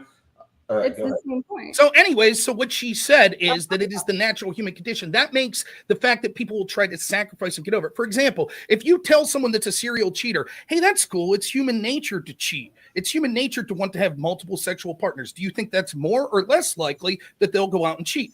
And so when she says, well, all of these situations are ending in divorce. Yes, that's because we've embraced this society of selfishness where we say, don't worry about trying to make sacrifices. It's human nature to end in divorce. It's okay. Divorce, no problem. Divorce is something that's totally normal. And that's actually the more norm. It's rarer to stick out with the marriage. And so it's a self-fulfilling prophecy then that leads to more conflict and more divorce and makes those situations worse where people are having conflict in the marriage because they've decided instead of prioritizing the well-being of the child and the partnership in the marriage, instead they're going to give in to base human instincts because people like her have won sort of so much of the cultural argument that said, yes, this is the norm. This is what you should be striving for. Okay, my turn.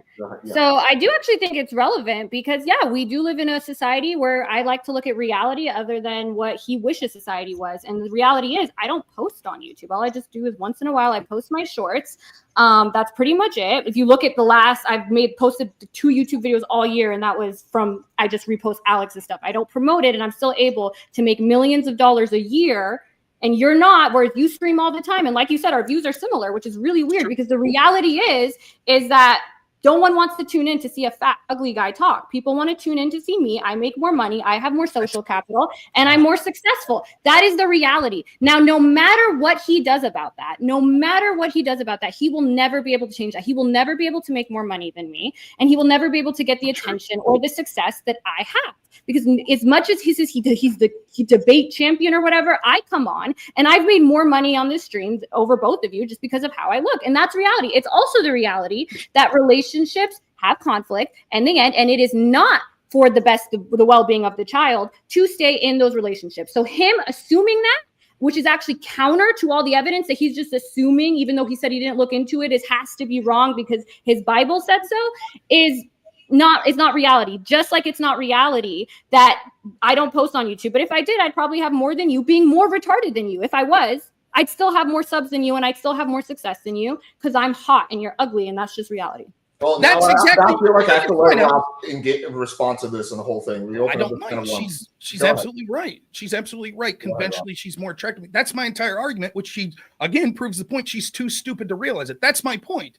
She's not someone who's making interesting intellectual points. She relies on the fact that she puts her titties out there and is conventionally good looking. Not my cup of tea, but she puts them out there. And so the fact that she only has equal views on me when she puts videos out, my guess is 95% of those are just simps that are hoping that they get some sort of look at a nip slip or something like that. And I assure you, there's much better free pornography out there than going with this desperate hoe. Nonetheless, the point that I'm trying to make is she's too stupid to understand. What I'm saying is, even though we both agree on the legality of no-fault divorce, she is setting up a situation where it makes these conflicts more likely because she's saying, well, we live in reality. Yes, the reality is we have the secularist, materialistic society. And actually, you could get through this sense of morality without Christianity. You can get through there through any religion or lack of religion, through the moral principle of you need to understand that you should sacrifice for the well-being of the nuclear family, and particularly for the well-being of children. It doesn't matter if you come to there through Christ. I prefer you come to there through Christ, but for the sake of this argument, it doesn't matter how you get there. The point is we have to understand that what the norm should be is that we understand that two partners come together that love each other and understand there will inevitably be conflict, but we should strive to overcome that. Her worldview makes that conflict more likely. So the bad impacts that she's talking about is it's worse for children to be in families with more conflict. She's making inevitable because just like the example I gave, if you tell men or women it's human nature to want to have multiple sexual partners, do you think it's more or less likely that they'll go out and have more sexual partners? It's more likely that they'll do it. Similarly, if you tell people it's human nature that the average is that all marriages will end in divorce because actually it's abnormal to stay with one partner your whole life, and therefore you should just give in and understand that we're serial monogamous, it's a self-fulfilling prophecy because culture will shift to that direction. That means that the man and woman in that situation will feel, well, I'm upset. There's little things that aggravate me now, and I'm going to escalate that conflict because after all, it's normal that we're not going to last forever anyway, so it's okay for these conflicts to escalate instead of me trying to sacrifice to make sure it doesn't happen. The only argument that she has against this, instead of interrupting and shaking her used titties, is to say, but what about if the guy's like severely emotional abusive? Or what about if the woman's severely financially abusive? Of course, I'm admitting there are situations where even in those cases, it would be better to go away and to have a separation. But what I'm saying is that should be the abnormality. And if you're looking at my worldview versus hers, mine will be preferable saying we should try to overcome base human nature and say, yes, there are things that are more important than just saying, I'm hungry, so I take food. I'm horny, so I fuck what I want. I'm bored with this, so now I'm going to ensure conflict happens because it's human nature to be in multiple relationships and be a serial monogamous. We should seek to overcome that through our sense of morality to understand there are things to prioritize more than our selfish beliefs. Okay, so I'm going to respond to that really quickly. So one, yes, I do get more attention because of how I look, but that doesn't mean I'm dumber by any metric. I don't post. You do this all day and people don't tune into you. So just because I'm ugly, people tune into me despite being ugly. Let me finish.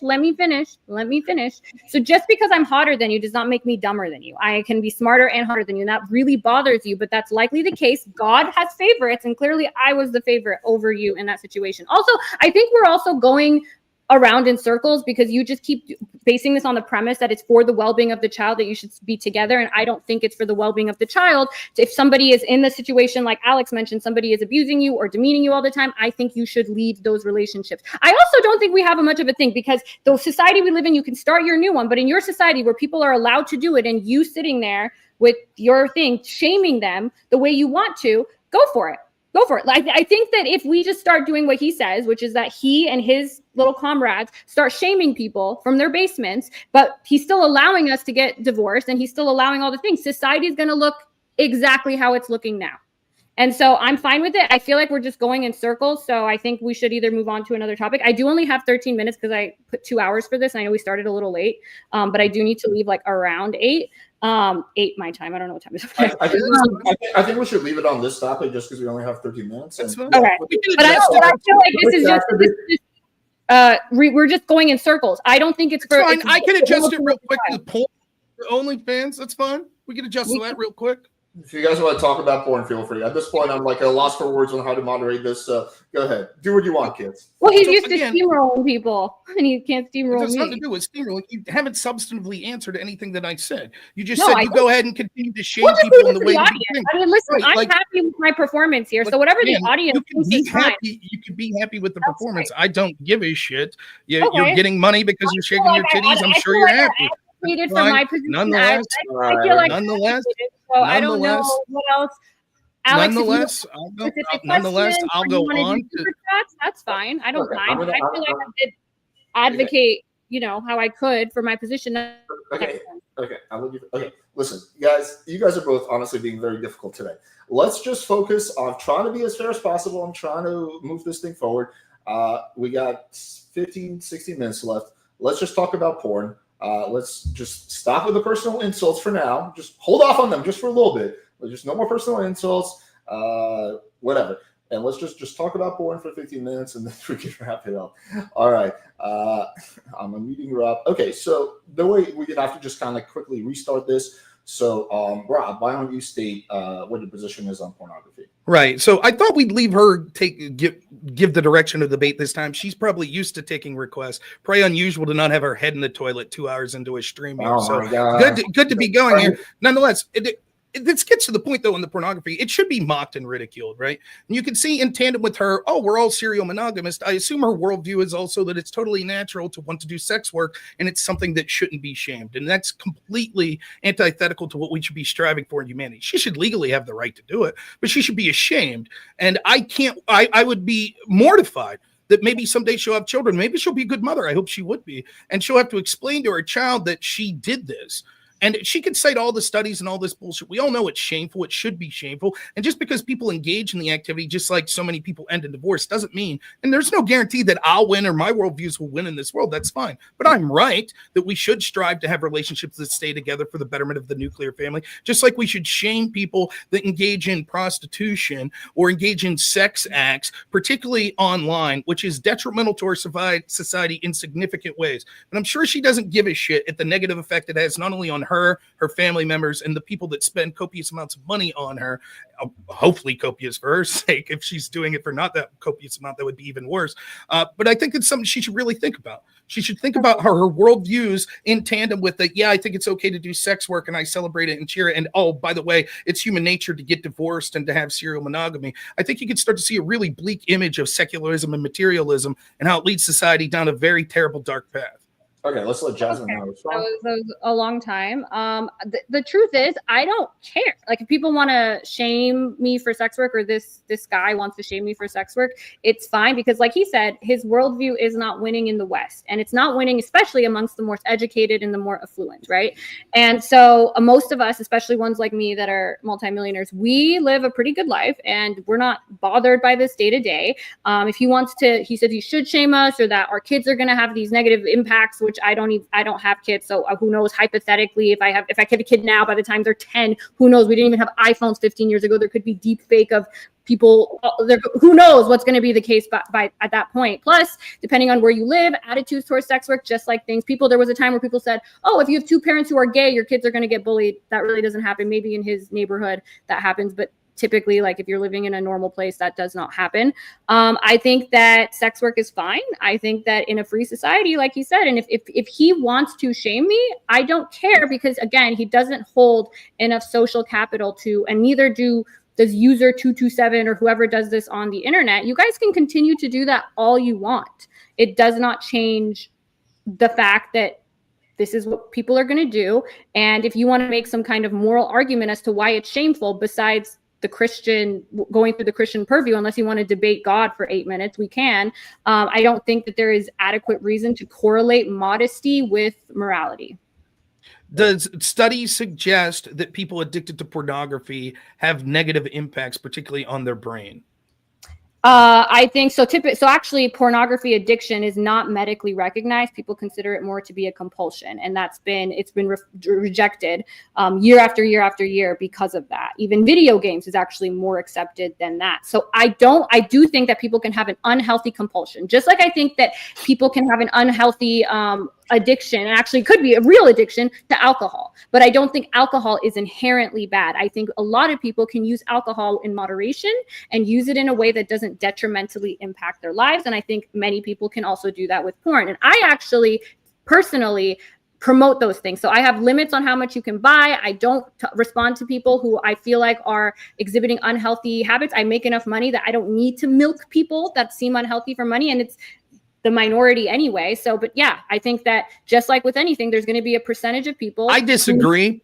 I think that the embrace of sort of the free sex idea in pornography has led to a lot of people getting those compulsions. And it actually shows that being addicted to pornography in many cases is worse than being addicted to several drugs. There's all sorts of negative outcomes. There's particularly negative outcomes when it comes to interpersonal relationships. So oftentimes what people find is people that spend money on things like OnlyFans, which by definition, if you're spending money, which I mean, look, I'm not trying to blow your job up here or anything, but anyone who's spending money on you, I don't know if they knew this, but porn's free all over the internet. So they're kind of fucking up anyways. So you probably already have more of a compulsion than most people if you're literally spending money on pornography. Like this. I'll finish my point. I sat here and let you finish your point after I asked specific questions. So I'm going to go ahead and finish my point. Okay. All right. God damn it, guys. God fucking damn it. God fucking damn it. Why I don't understand why we have a necessity for her to interrupt you. You guys both interrupt the shit out of each other. I talked, then she talked, then I asked. Neither one of you guys can seem to stick by that. Honestly. Okay, listen. Here's what happened. You tell me if I'm wrong, Alex. I talked for a while, about 2 minutes. She talked for about 2 minutes. I asked a 10-second question. She talked for another minute and a half. Then I talked for about 30 seconds, and she interrupted. You guys are like, well. You guys have been both interrupting the shit out of each other during this whole debate. So just let me finish. He interrupted me. I didn't even finish my point. God, you guys are making this so difficult. All right, let's let Rob finish, and then you can have all the time, like however long you need to respond to. Okay, and then I gotta go. I have a life. It's sitting on YouTube, killing myself. So the point I was trying to make before she was interrupting me there is probably the type of person that pays for her content has more of a compulsion for pornography, because by the very nature that they're paying for pornography would seek to speak to that. So she's engaged in behavior that she knows will lead to that compulsion getting worse. It's also shameful for her family and people around her, and it should be shameful. And hopefully we could make it more shameful. I'm not saying she should be in prison. I'm not saying she's irredeemable, but there's a reason that we all understand viscerally that we wouldn't want our kids getting into work like this. It's disgusting. It's shameful. It's detrimental to society. It's something that we should seek to avoid. And yes, it harms not just the performers like her. By the way, I don't know what you call yourself, OnlyFans performer, streamer, prostitute, hooker. I don't know, but it harms those groups, and it also harms the group of people that's consuming the material as well. And I'm not going to sit here on some moral high horse and say that I've never faltered and I've never consumed pornography. I have, but it is detrimental to do so, and we should. The first step to stopping it is to understand that it is shameful. And just because so much of society has given in and said, "Oh, this is something to be celebrated. This is a legitimate career," I don't care if society makes the wrong choice. I'm going to be on the side of what is right, not just for society, but what is right morally. And what's right morally, even though I don't normally do it, and if we engaged in any of the debates I normally engage in politically, I promise you, Jasmine, I wouldn't bring up your career. I would talk to you as an equal. But we're in a unique situation where this is literally the topic of the debate. So I'll tell you exactly how I feel. I think it's fucking disgusting and shameful. I think it's fucking disgusting and shameful that I had to slide my screen over because you had to choose to wiggle your fucking old lady saggy breast on the screen the whole time. And I hope that someday you wake up and realize how you're a disappointment to your family and you've hurt so many other people that consume the material putting out there that isn't doing anything to the benefit of society and is actually making things very worse. And I pray to God that if you ever have a child, that your child doesn't have to go through the pain of knowing that his mom was basically a whore and that's why she got her money. And it's something that, but this is unacceptable. Like, no, this is what I legitimately feel like. All right, let's let Jasmine respond. Yeah, no, listen, I don't mind what he's saying. Like, everyone who's watching this can see that every personal insult that was thrown in his side first. And again, I don't care. I know he's consumed porn. I know he's probably consumed my porn, or he will after this. I'm not under any illusion about that. But I do want to actually get to kind of like the point of what he said, and then I can go on and live my beautiful life, and he can go on and live his miserable life. I feel the opposite, and that's why we live in a free society where we can have different worldviews. I think being his child would be a fucking joke. Imagine your dad even looking like that. Would be fucking embarrassing. So my point is that there's no relation between hours of pornography watch and your ability or your likelihood of getting this quote unquote addiction. The two biggest predictors of quote unquote porn addiction, which is mostly a compulsion, is moral incongruence is number one. And this is not the case with other things. Like, we know that hours of TV watched will make it more or less likely or make you more likely to be obese. So sometimes that may not be the case. We don't know why he's obese, but typically the more hours of TV you watch, the more likely you are to be obese. This is not the case with pornography. The more hours you watch does not have any correlation with how likely you are to be addicted. Narcissism and moral incongruence are the number one predictors of this. So no, I don't think porn is okay for everyone. I don't think alcohol is okay for everyone. There are certain people who can't control themselves, and those people should not be a part of it. But I don't think that it's a minority. That small minority means that the entire thing is detrimental and it's bad. This shame element, again, it's coming from his worldview. A lot of people don't share that, and it comes from his sky daddy, and that's okay. But basically, yeah, I don't really have more to say. He just tries to like do the spin around and be like, it's shameful and she should be ashamed and I'm so ashamed and da-da-da-da. Again, I don't care. And his view on that, if someone's subscribing to my OnlyFans, that they're more likely to have this issue, has not been borne out by any data. That's not true. You don't believe, even without me presenting a study, you wouldn't agree with that someone that pays for pornography is more likely to be addicted than someone who doesn't? I don't think that at all, because the same thing. It doesn't matter how that's watch, bullshit. It doesn't matter the form you watch. Yeah, show me counter evidence. Show me. You're the one making the claim. I'm not one who claims it. You're the one who's citing all these studies that can't cite one study. If you want the There's studies out there. I can do the same as you. What studies that strongly moral suggest incongruence and narcissism are the two biggest predictors of porn. I can give you references for that. You brought up this thing. Yeah, you want the source for what? Are you really going to tell me? So just to be clear, what are you asking the source for? In the chat. I'm saying that it logically makes sense. I'm just saying that's what she's saying. It logically makes sense that you're more likely to be addicted to pornography because let's start with this. A simple yes, no will suffice. It is the normal person. Do on average more people consume pornography that don't pay for it than do? I don't know. We don't know. You don't know either. You're guessing. No, I would say that's remarkably true. What percentage of people do you estimate pays? What percentage of people? Well, listen, you're a businesswoman, so you probably have some idea of these figures. What percentage of people, let's say in the United States, do you think have paid OnlyFans performers? I don't know. I do know that they do put out the number of people that, so I bet we could find that information, but I don't know what the actual percentage is. I know that the creator, over 1 million? 0.3. Yeah. Okay, let's assume, would you say that's a fair number? A million? Hell, we'll go. Sorry, you mean paid or watch? No, there's definitely more users. There's definitely more users. There's about 1 million creators. So that's what he's talking about. Okay, so let's say that I'm views. asking you honestly, Jasmine, I'm asking you I'm not holding you to a specific number. Give me a ballpark guess. 1 million people have paid OnlyFans? Well, we can find this. We don't need to guess. Like, I don't like guessing and going based off my feelings. Are you going to find that number right now? Yeah, let's say number of users on OnlyFans. We don't need to play these guesses. That have paid. 305 million. 305. You mean? What? No, that's horseshit. No, it says as of 2023, OnlyFans had over 305 million registered users, also known as fans. That's worldwide. I don't know about Okay, America. worldwide. In order So to be registered, do you have to pay? Yes, you just make an account. You need to put in a card automatically. okay, so let's across the assume world. so there's roughly 6 billion people in the world and 305 million have paid for OnlyFans, correct? Mhm. Yeah. So how many people do you expect in the world have viewed pornography? At least in the US, the majority of at least men and women actually have viewed pornography. Yes. Okay, so we could say probably billions of people have viewed pornography in the Yes. world. Mhm. Okay, so that would show that a small percentage of the people that have viewed pornography have paid for OnlyFans. Do you think Yeah, it's but I more don't think likely that do you think it's more likely that those people that don't just view pornography but also are enthusiastic enough about it that they've paid for it? Do you think it's more or less likely than the general populace that they have a problem with pornography? I don't think it's more or less likely. I don't think they're correlated. There's a lot of reasons that people will pay for porn. Sometimes they just want to support the creator. That happens a lot. There's a lot of couples that sign up. There's a bunch of different reasons. Just like I bet if you would assume if the data wasn't there to show you that the more you watch pornography, the more likely you are to be addicted. And that is definitely not the case. I don't believe that either. I don't believe that. I know you don't like to believe anything other than your own feelings, but I believe that that's bullshit. Cite me the study. Cite me the study. Let's see the study.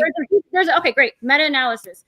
Here, I'll send it right now. There's a big meta-analysis, moral incongruence. I will cite it, and then Alex, can you actually pull it up, and then I can go because yeah. Okay. The point that she's trying to make Wait, here that let's take a quick look at the study. Yeah. Okay. Jumping too many threads. Okay. Okay, hold on.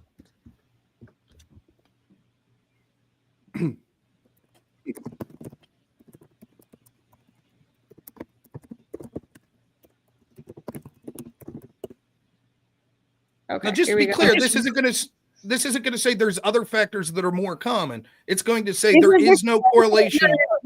This is the number one predictor, and then there's a newer one that Nicole Proudly. That's not the claim. Whoa! That's not the claim you made. The number one predictor of porn addiction is moral incongruence. That's what I said. There's nothing. No. What you said? The reason we're making. Please, let me say. She said, the study. Alex, you could pull it up while I talk. What she said was, there's no proof that if you consume more pornography, you're more likely. Yeah. I can pull that one up too. I can pull up that. That's what we're talking about. No, I said that because what my point is that we know that the predictors of porn addiction are not we know that the biggest one is moral incongruence, which are people that have your worldview, are the number one reason, and then we know narcissism and anxiety, depression, these things are the biggest predictors of it. That's not the point. That's not the question I had. Oh my god, you guys are giving me a headache. Jasmine, my screen sharing is not working. Can you share your screen? I'll pull it up. What is the point of this study? It's not the question that I was asking you for a study. I could show you a study. No, the moral diesel engines being preferable to unleaded.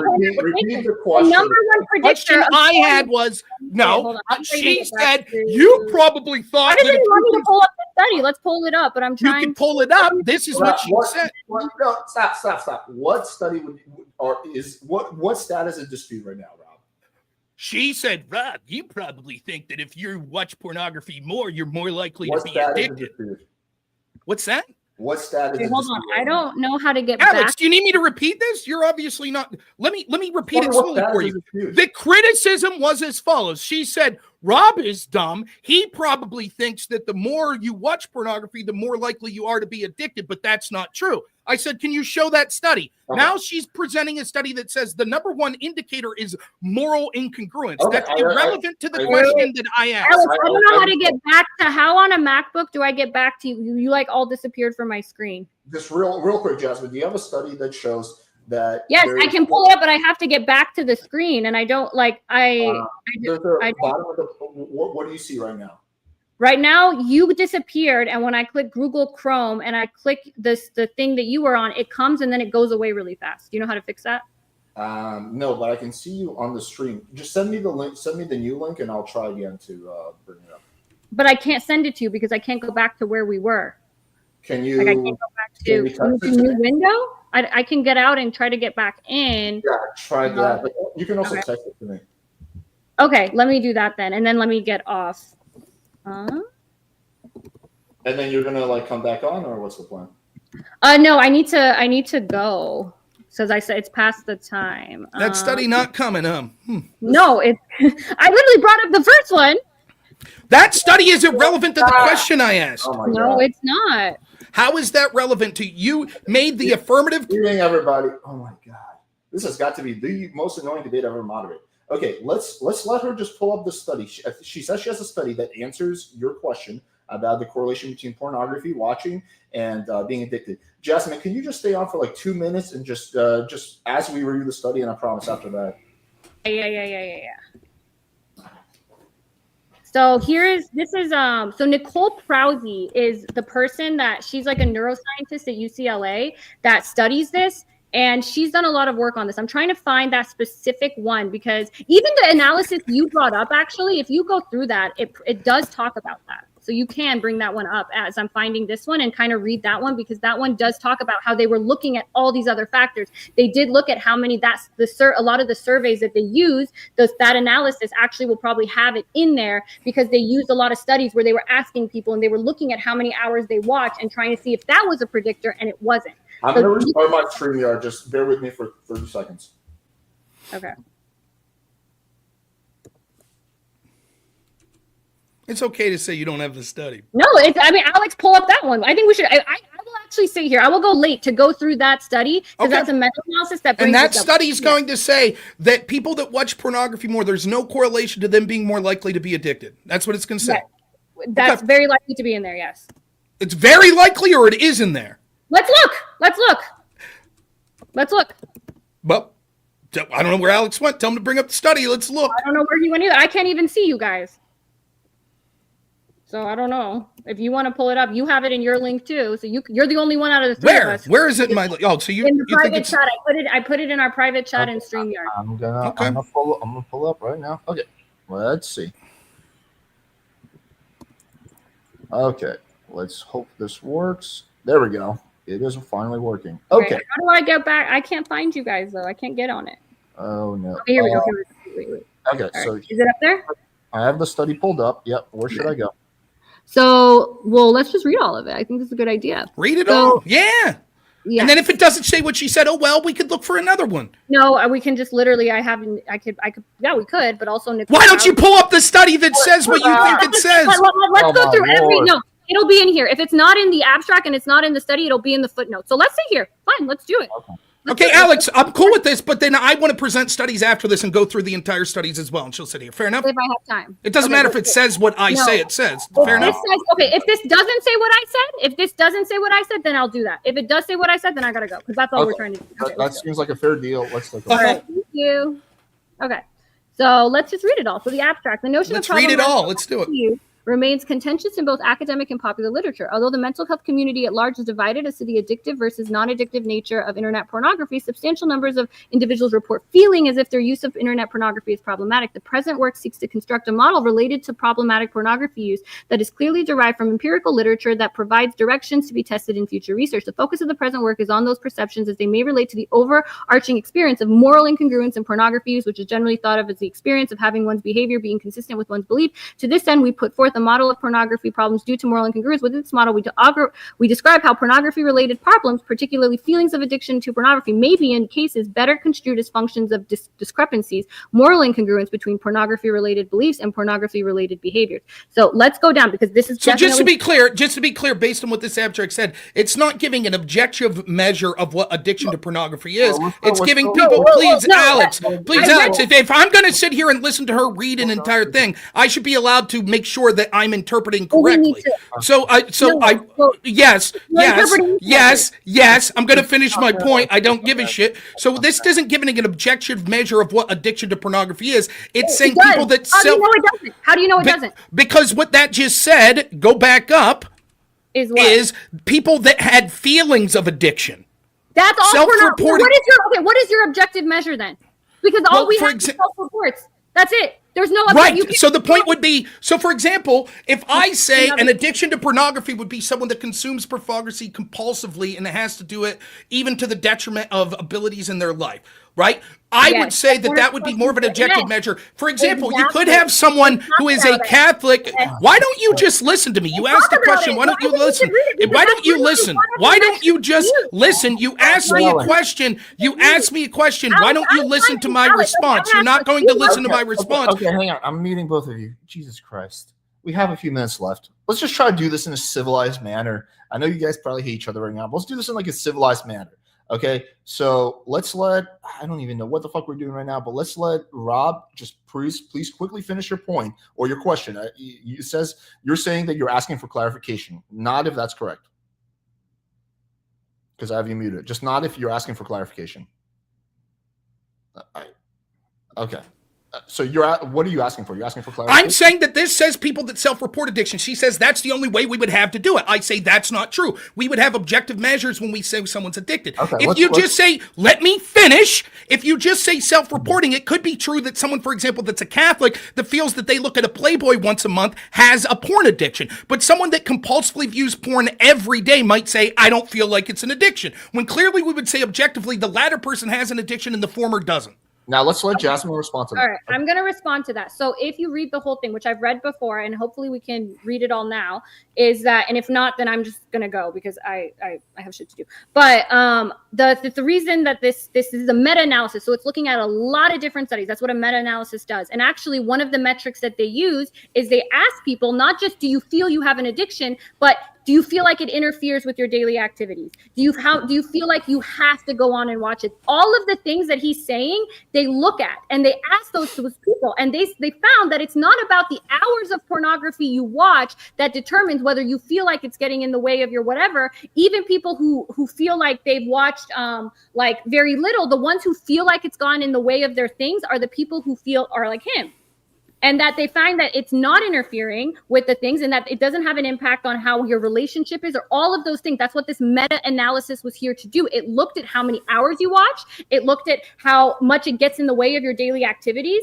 It looked at how you feel before and after watching it. It looked at all of those things. And the biggest thing that they found that predicts if you have an addiction is not if it's interfering with your life, not how many hours you've watched, but if it's how you feel about porn.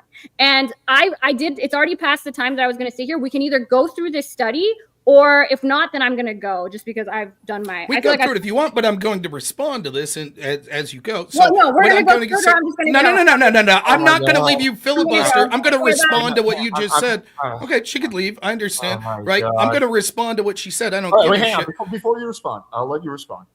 All right, I'm just going to speak to the chat for a second. This has got to be the most frustrating debate I have ever moderated. And it's funny because backstage, you guys were joking around how it's probably going to be, there's going to be a lot of agreement. You guys have both interrupted the fucking shit out of each other, and it's a two-way street.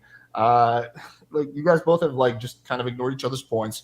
I don't know how it got this combative, but go ahead, Rob. You can finish. She sucks. That's how it got that combative. You guys both have equally interrupted each other.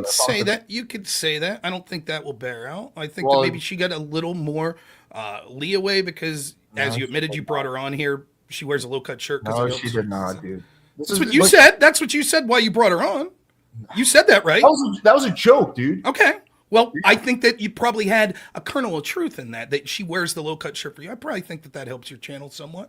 I slid her off to the side so my audience didn't have to see those saggy old things. Nonetheless, heaven forbid someone sees a nice pair of titties. Go ahead, Rob. Hey, enjoy the world you want to live in. What I'm saying is self-reporting isn't a good metric for any of these sorts of things, right? For example, we can have someone. How many people let me just ask you, Alex, do you know anyone that you would consider an alcoholic? I know ex-alcoholics. Okay. And do you think many of them would have said, I'm not an alcoholic when they objectively were? I don't know many I didn't know many alcoholics. The ones that I did know before they quit, they would acknowledge their problem, but that they would just do it again anyway. But again, you're right. Most of the people I knew, I used to be a bartender. Most of the people I knew that were alcoholics say, I'm not an alcoholic. I'm not it's not interfering. I'm not addicted to alcohol. I can stop anytime I want. Same with cigarette smokers. Same with potheads, right? So the idea you're just asking people, are you an addict? You're probably going to have selection bias in the people that say, yes, I'll respond to this survey and say that I'm an addict, right? And many of the people that actually are addicted aren't going to respond to it. And if we go through this study, she keeps changing. She's hedging her argument. Her saying, what's the number one cause? I never argued what the number one cause was. I said that it seems counterintuitive that someone who's spending huge amounts of hours watching pornography, that has no correlation at all with whether or not they're a porn addict. That seems nonsensical. And she keeps changing it to say, no, but this study says the number one thing is moral incongruence. No, because but that's a different question. Rob, you guys were having two different threads. You did say that, but you guys were also having another thread. So just why don't you point out how her study doesn't prove that there's no correlation between heavily watching porn and being addicted. So correct. That's the topic at hand. So yeah, go ahead. Correct. Yeah, that's the point I'm making. It seems just like it seems intuitive that someone who's someone who's paying for pornography, seeing as how it's a minority of porn watchers that pay for it, probably more likely to be addicted to pornography. It seems, and she's like, no, studies suggest otherwise. So I just finally, because I'm not one to yell source a lot, but she continually says, well, there's studies, I agree with you. That seems counterintuitive. But the question I'm asking is, what about her study doesn't convince you that she's accurate about that? Like, she didn't present anything. Well, we just went through a study. Like, here it is. What does that study, to that second question I just said, where does this study say anything about people that pay for pornography? That's not a claim I'm making. I'm just saying that. Right. That's what I'm saying. But that's the question I thought you wanted to respond to. No, the question that I was specifically responding to her to was I made this point that was like, listen, it seems like there's a minority of people that pay, of all pornography consumers, there's a minority that pay for it. And it seems intuitive that those people that are actually spending money on the product are more likely to be addicted than those that aren't spending money. And she said, no, studies don't suggest that. In fact, you would think that if you watch more porn, you'd be more likely to be addicted, but studies show that there's no correlation. And so finally, after her saying study over, I said, can you show me that study? Yeah. And she's like, yeah. And then, right. So that's how we got to the point we're at. And then she presents an abstract of a study that says, well, the number one factor is moral incongruence, but that doesn't say what she said it was. And already at the beginning of the abstract, I point out a big problem with selection bias and how this survey would have been conducted, because the way they define addiction is people that self-report addiction. And if you could, the reason that you find this study unsatisfactory is because it's largely self-reporting, right? It is the immediate problem I found from the abstract. We haven't seen a study. We've seen an abstract that nowhere in the abstract makes the claim that she said it was going to make. We haven't even looked at the study to see if there's other problems with it. But show me in this abstract that she presented where it says the amount of pornography you watch has no correlation to whether or not you could be addicted. Where does it say that in the abstract? This is not a claim I'm making. Correct. But I'm saying initially, when we're going through it, I'm going to point out problems that I see with the study. But the general problem as of presented thus far is it doesn't remotely say what she said it was going to say. But there are problems also, in addition to that, with selection bias. As far as I understand, is that there was two studies she wanted to show. Initially, she misunderstood what was the thing that she was, the thread that you guys were on, and then she was going to get another study. I'll text her and see if she has it, and we can show that. She didn't misunderstand. What happened was she changed the question, right? For example, if I would say, right, having female friends makes it more likely that you cheat. And she responded with, actually, studies show that the number one factor of being likely to cheat is having huge amounts of money. Does that answer my question? No. While you guys were talking over each other, interrupting each other, I promise you, there's two threads going on. What's the other thread? The first thread was about whether there's correlation between being an active porn watcher and what's it called? And correct, that's what I asked. And I said, can I see a study that's thread? The other thread had to do with what is the cause? What is the biggest where did I ever say that? Pornography addiction? That thread wasn't there. That's something she was talking about. When she talked specifically about study, I never argued what the number one cause of pornography addiction was. Never breathed a word about it. Go ahead, go back and watch the whole debate. Okay, never said a word about it. Okay, she kept deflecting to that when I said, wait a minute, you're saying that this thing has nothing to do with it. Can I see the study? What I said was, I strongly suspect that there's problems with that study or you're misinterpreting it. She said, no. I said, okay, can we see it? And then she presents this moral incongruence study. Not that, and then she says, I think it'll be in there, but if not, I'll present a different study. Wait, Rob, hang on. Are you saying that you never, at any point during a debate, doubted what the biggest cause of porn addiction was? I'm saying I never brought it up. Did you at all? Did you ever doubt it or no? That was not a point of contention. I don't even really understand what the term moral incongruence is doing the legwork here. I think what she means by this is people that are engaged in behavior that they think is against a moral system that they would embrace. For example, if I'm Christian but I'm viewing pornography, I would feel shame and therefore feel that it's more likely to be an addiction because I think that I'm doing something that's wrong. But the problem is the reason that I would doubt that, even though I never mentioned doubting it the whole way through the debate, is because then we have to define what addiction is. If addiction is just feeling that you're doing something that you shouldn't be doing, and that's what we call addiction, then maybe that's the case. But is that how you view addiction? Well, yeah, but I'm not involved in this debate. Are you asking me a question outside of the debate? Well, sure, it's outside the debate. When I say the word addiction, what does that mean to you? Someone who can't control themselves. They have to engage in a behavior over and over again. They don't have that self-control that will stop them from doing it. That's what I think. So, for example, like if I said, well, I'm Catholic. I'm not, but let's say, and I think I'm right about this. This is going to show how ignorant I am of Catholicism. But you're not supposed to eat meat on like during Lent, right?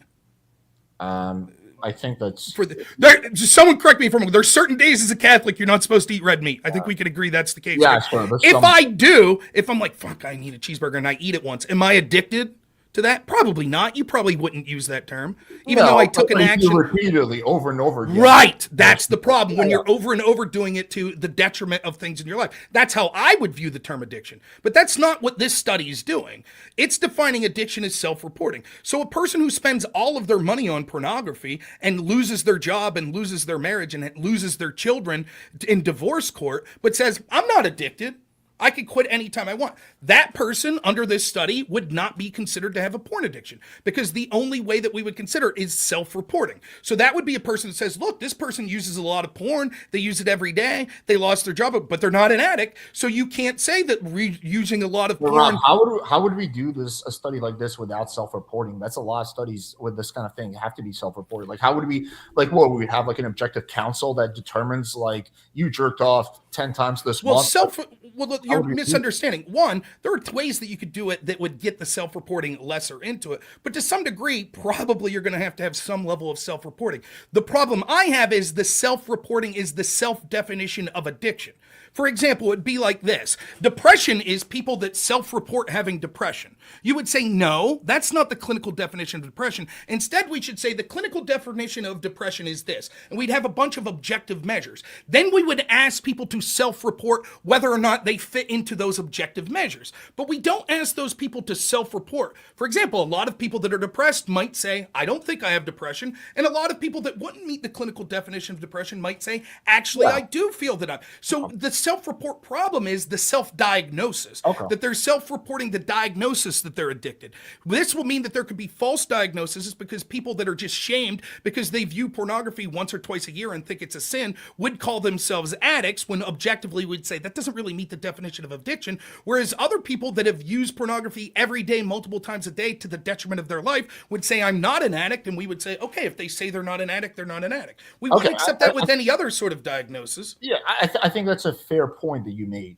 So it's not so much the fact that it's self-reported, it's the methodology involved in the self-reporting. It's the self-diagnosis of we accept that you're an addict if you say you're an addict and you're not an addict if you say you're not an addict. Similarly, I've had family members that everyone thought were an alcoholic, but they didn't think they were. And we wouldn't say, well, they're not an alcoholic because they say they're not an alcoholic. We would say, well, alcoholism, we would say, is people that would go through withdrawal if they took alcohol out of their life, and that it's affecting their job and their relationships, and they feel the need to consume it on almost a daily basis. And even though this person meets all that criteria, if they say, I'm not an alcoholic, then we say, oh, okay, that's not a case. No, we would never say that. We would say that's absurd. I think that's a fair point. I wish we kind of had a discussion like this during the debate. But you couldn't because she kept chiming in every time I'm trying to make a point. I promise it was both of you guys. Well, you could say that, but I'm telling you it started with her anytime I was trying to make a point chiming into that fact. Now, I'll admit that I was insulting her. She said she had thick skin before, and I personally have no problem. I will say 100% she's more attractive than me. I don't mind her making fun of my... And by the way, no hard feelings to her. I really don't mean that. And I assure you, if we weren't having a debate on these topics, I would not bring up any of this sort of stuff because this isn't the shit that I normally do. But I do think as part of my argument is that we should shame people that engage in this type of behavior. That performatively, it makes sense for me to shame her in the middle of this. And if it would have been detrimental to her life to the point where she'd say, please don't do that, it's really hurting my feelings, I would have stopped. But I don't think you feel that's the case with her, do you? No, but I think that's when the debate really got derailed. Like when it became personal.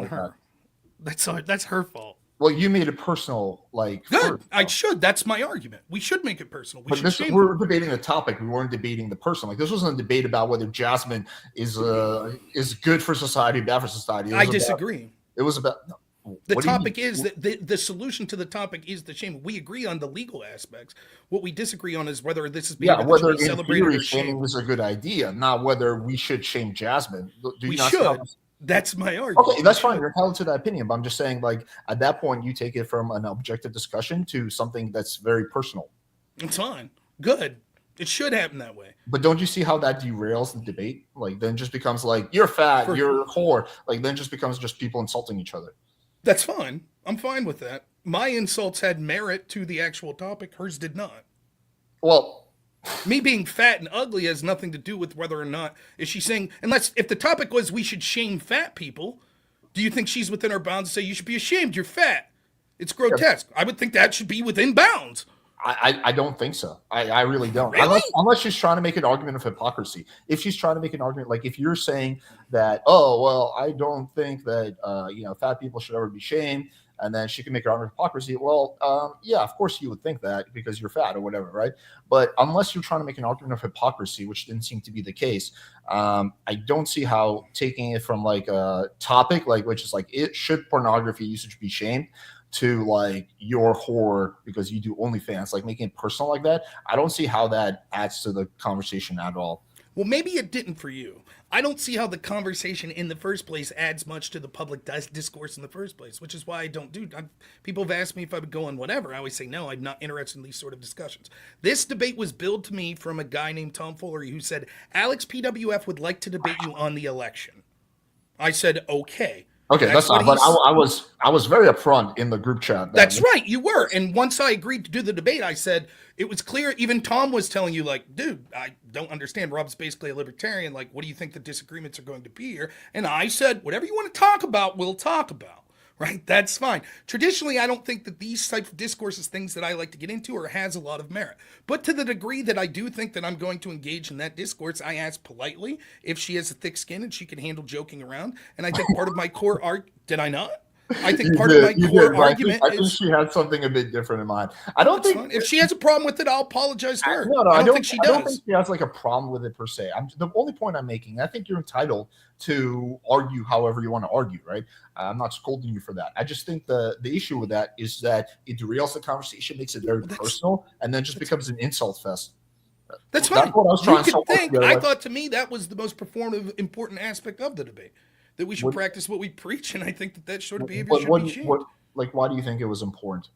Because what we can do is, even though I defend her right to legally do what she's doing, we should shame that behavior. And part of that shame is ridicule and mocking. Yeah, you're entitled to that opinion. I'm not saying that's you're not right, to that and opinion. I use that opinion. Yeah, okay, that's fine. And as a moderator, you might not like it, and you have the right as a moderator to say, I don't want that in my channel. Well, I was just generally, because here's where I'm conflicted, because I do want to let people get their points across. I don't want to limit people, but I also don't want the conversation to get completely derailed, where it's just like you two insulting each other. But like, it was already derailed. It was already massively talking over each other. It became a lot more derailed after that. I don't think so. I think that there was already to that point where it was massive interruptions.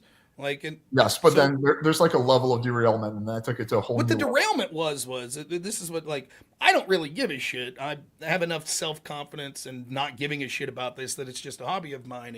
If someone wants to repeatedly interrupt me, then what I'm going to do is repeatedly make the same point until they allow me to get through that point. Even you did that. You kept interrupting me when I made this point about the slight joke insult of her, and you kept interrupting me, and so I made sure that I would keep bringing that point up again. I interrupted both of you guys when you guys were talking. That's fair. That's no problem. But what I'm saying is, when you kept interrupting me on that point, I'm going to make it a point to go back and repeat that point every single time until you allow me to get through with my full point that I'm making. And so the reason that it was derailed wasn't because I said it necessarily. Certainly that was the inciting incident. But the fact that you kept interrupting about it made sure that I kept going back to it. Well, that's my right as a moderator to keep the conversation. Certainly, you're absolutely right. It is your right as a moderator. And as a participant, it's my right to talk about whatever the hell I want. And as the person with the power on the show, you could have said, okay, I'm muting you, which you did many times. Right. Or you could have kicked me. That's what... Well, yeah, the only issue is that I've never kicked anyone from a debate. I try to stay... much more on the chill side when it comes to these things. But yeah, like the reason I let you finish wasn't because like of your performance or whatever. It was just because like I felt bad that you were trying to make a point. And even though I thought the point was like completely unrelated, I still didn't want to deny you of the right to make your point. So at that point, my calculation was, you know what, like I'll just let them just quickly insult each other for like 3 minutes and then I'll redirect. I'll be honest with you. The reason I brought up, the first thing I brought up that probably was objectionable to you was the fact that people are clearly watching.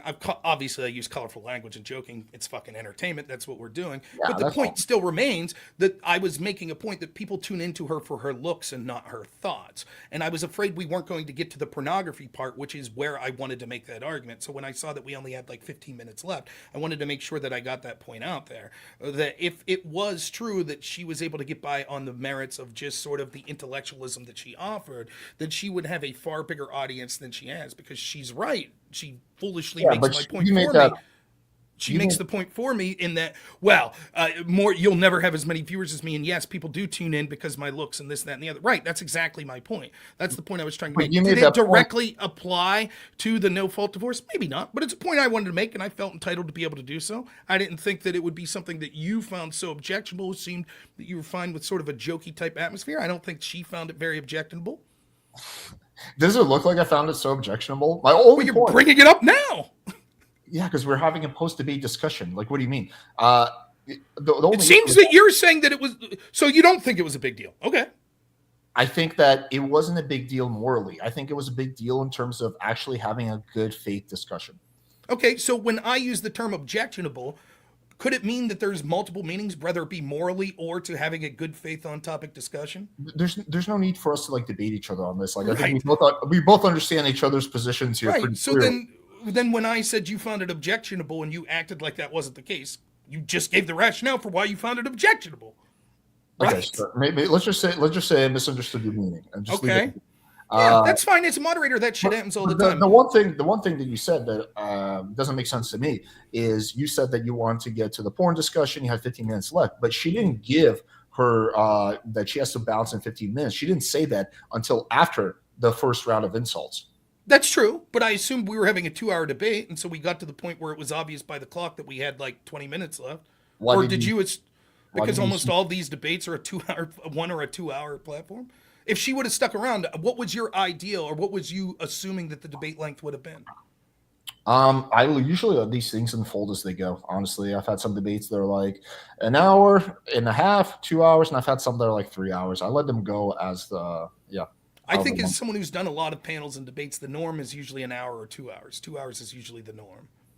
Not much, but okay. Okay, well, fair enough. My bad. I still don't feel bad. I'm not apologizing for bringing. I don't think you need to apologize. I don't want you to apologize. Well, that's good. I didn't say you asked for it, but I'm just telling you that was my thought process. And I'll admit that getting a little frustrated with what I saw was her interrupting my point. So I said something that I thought had a little more of a personal ting to it, but it was a point that I was going to make come hell or high water by the end of the debate. I chose to make it at that point. That's all.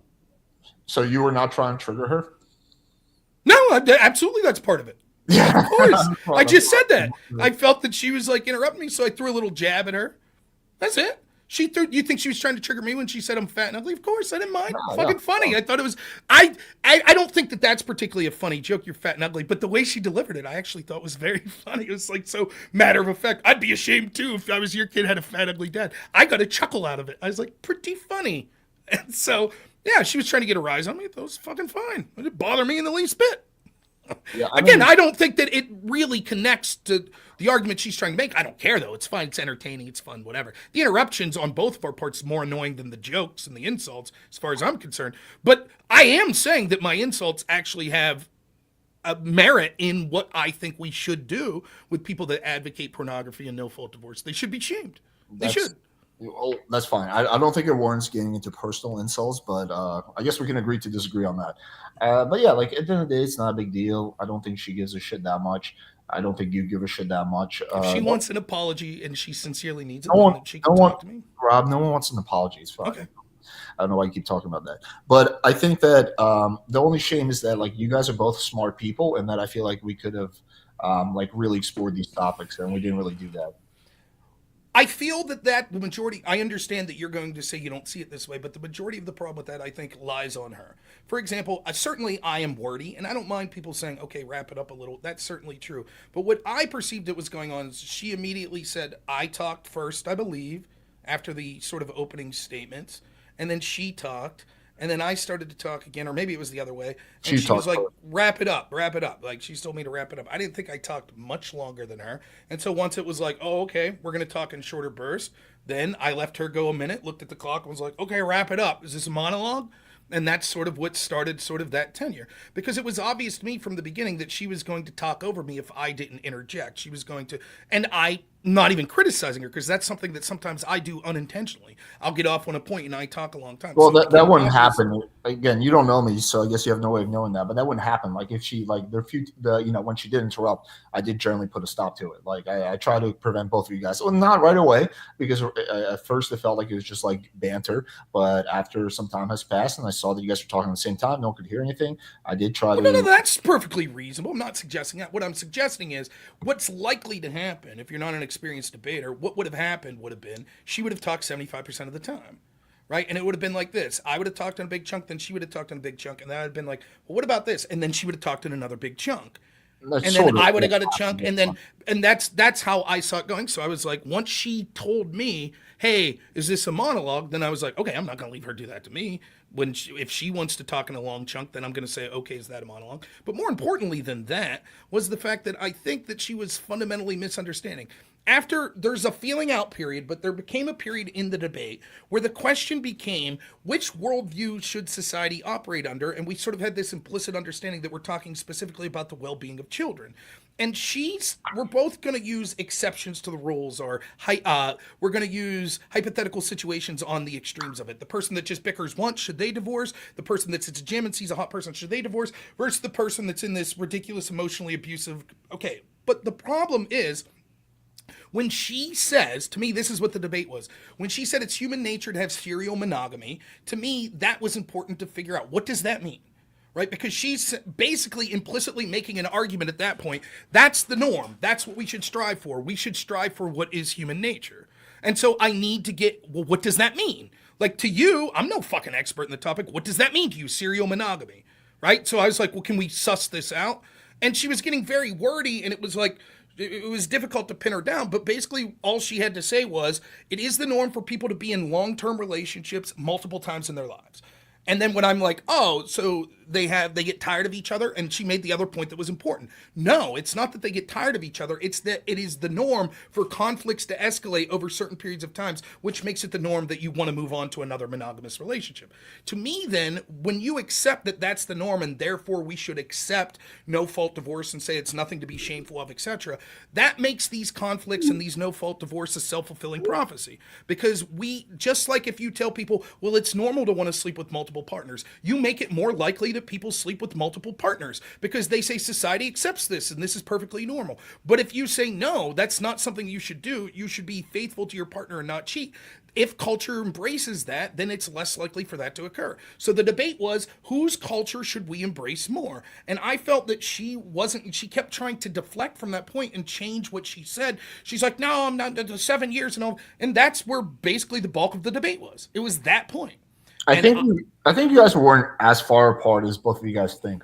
There was definitely disagreement, but I don't think it was as drastic as you guys probably thought it was. That's why I did the That's why I did the steel man exercise, is because I wanted you guys to make sure you understood each other pretty well.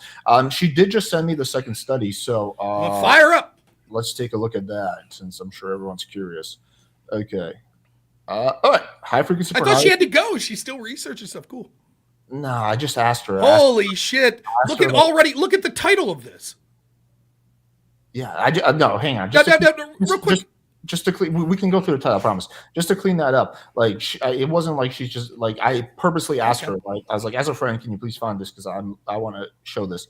Okay, so what did you want to say? Okay, she said, you tell me if I'm wrong. Her claim, the whole dispute was she said there's no correlation between using a lot of pornography and addiction. That's what she said, right? I believe that was the claim. Okay, now look at what the title of this is. May not always be problematic.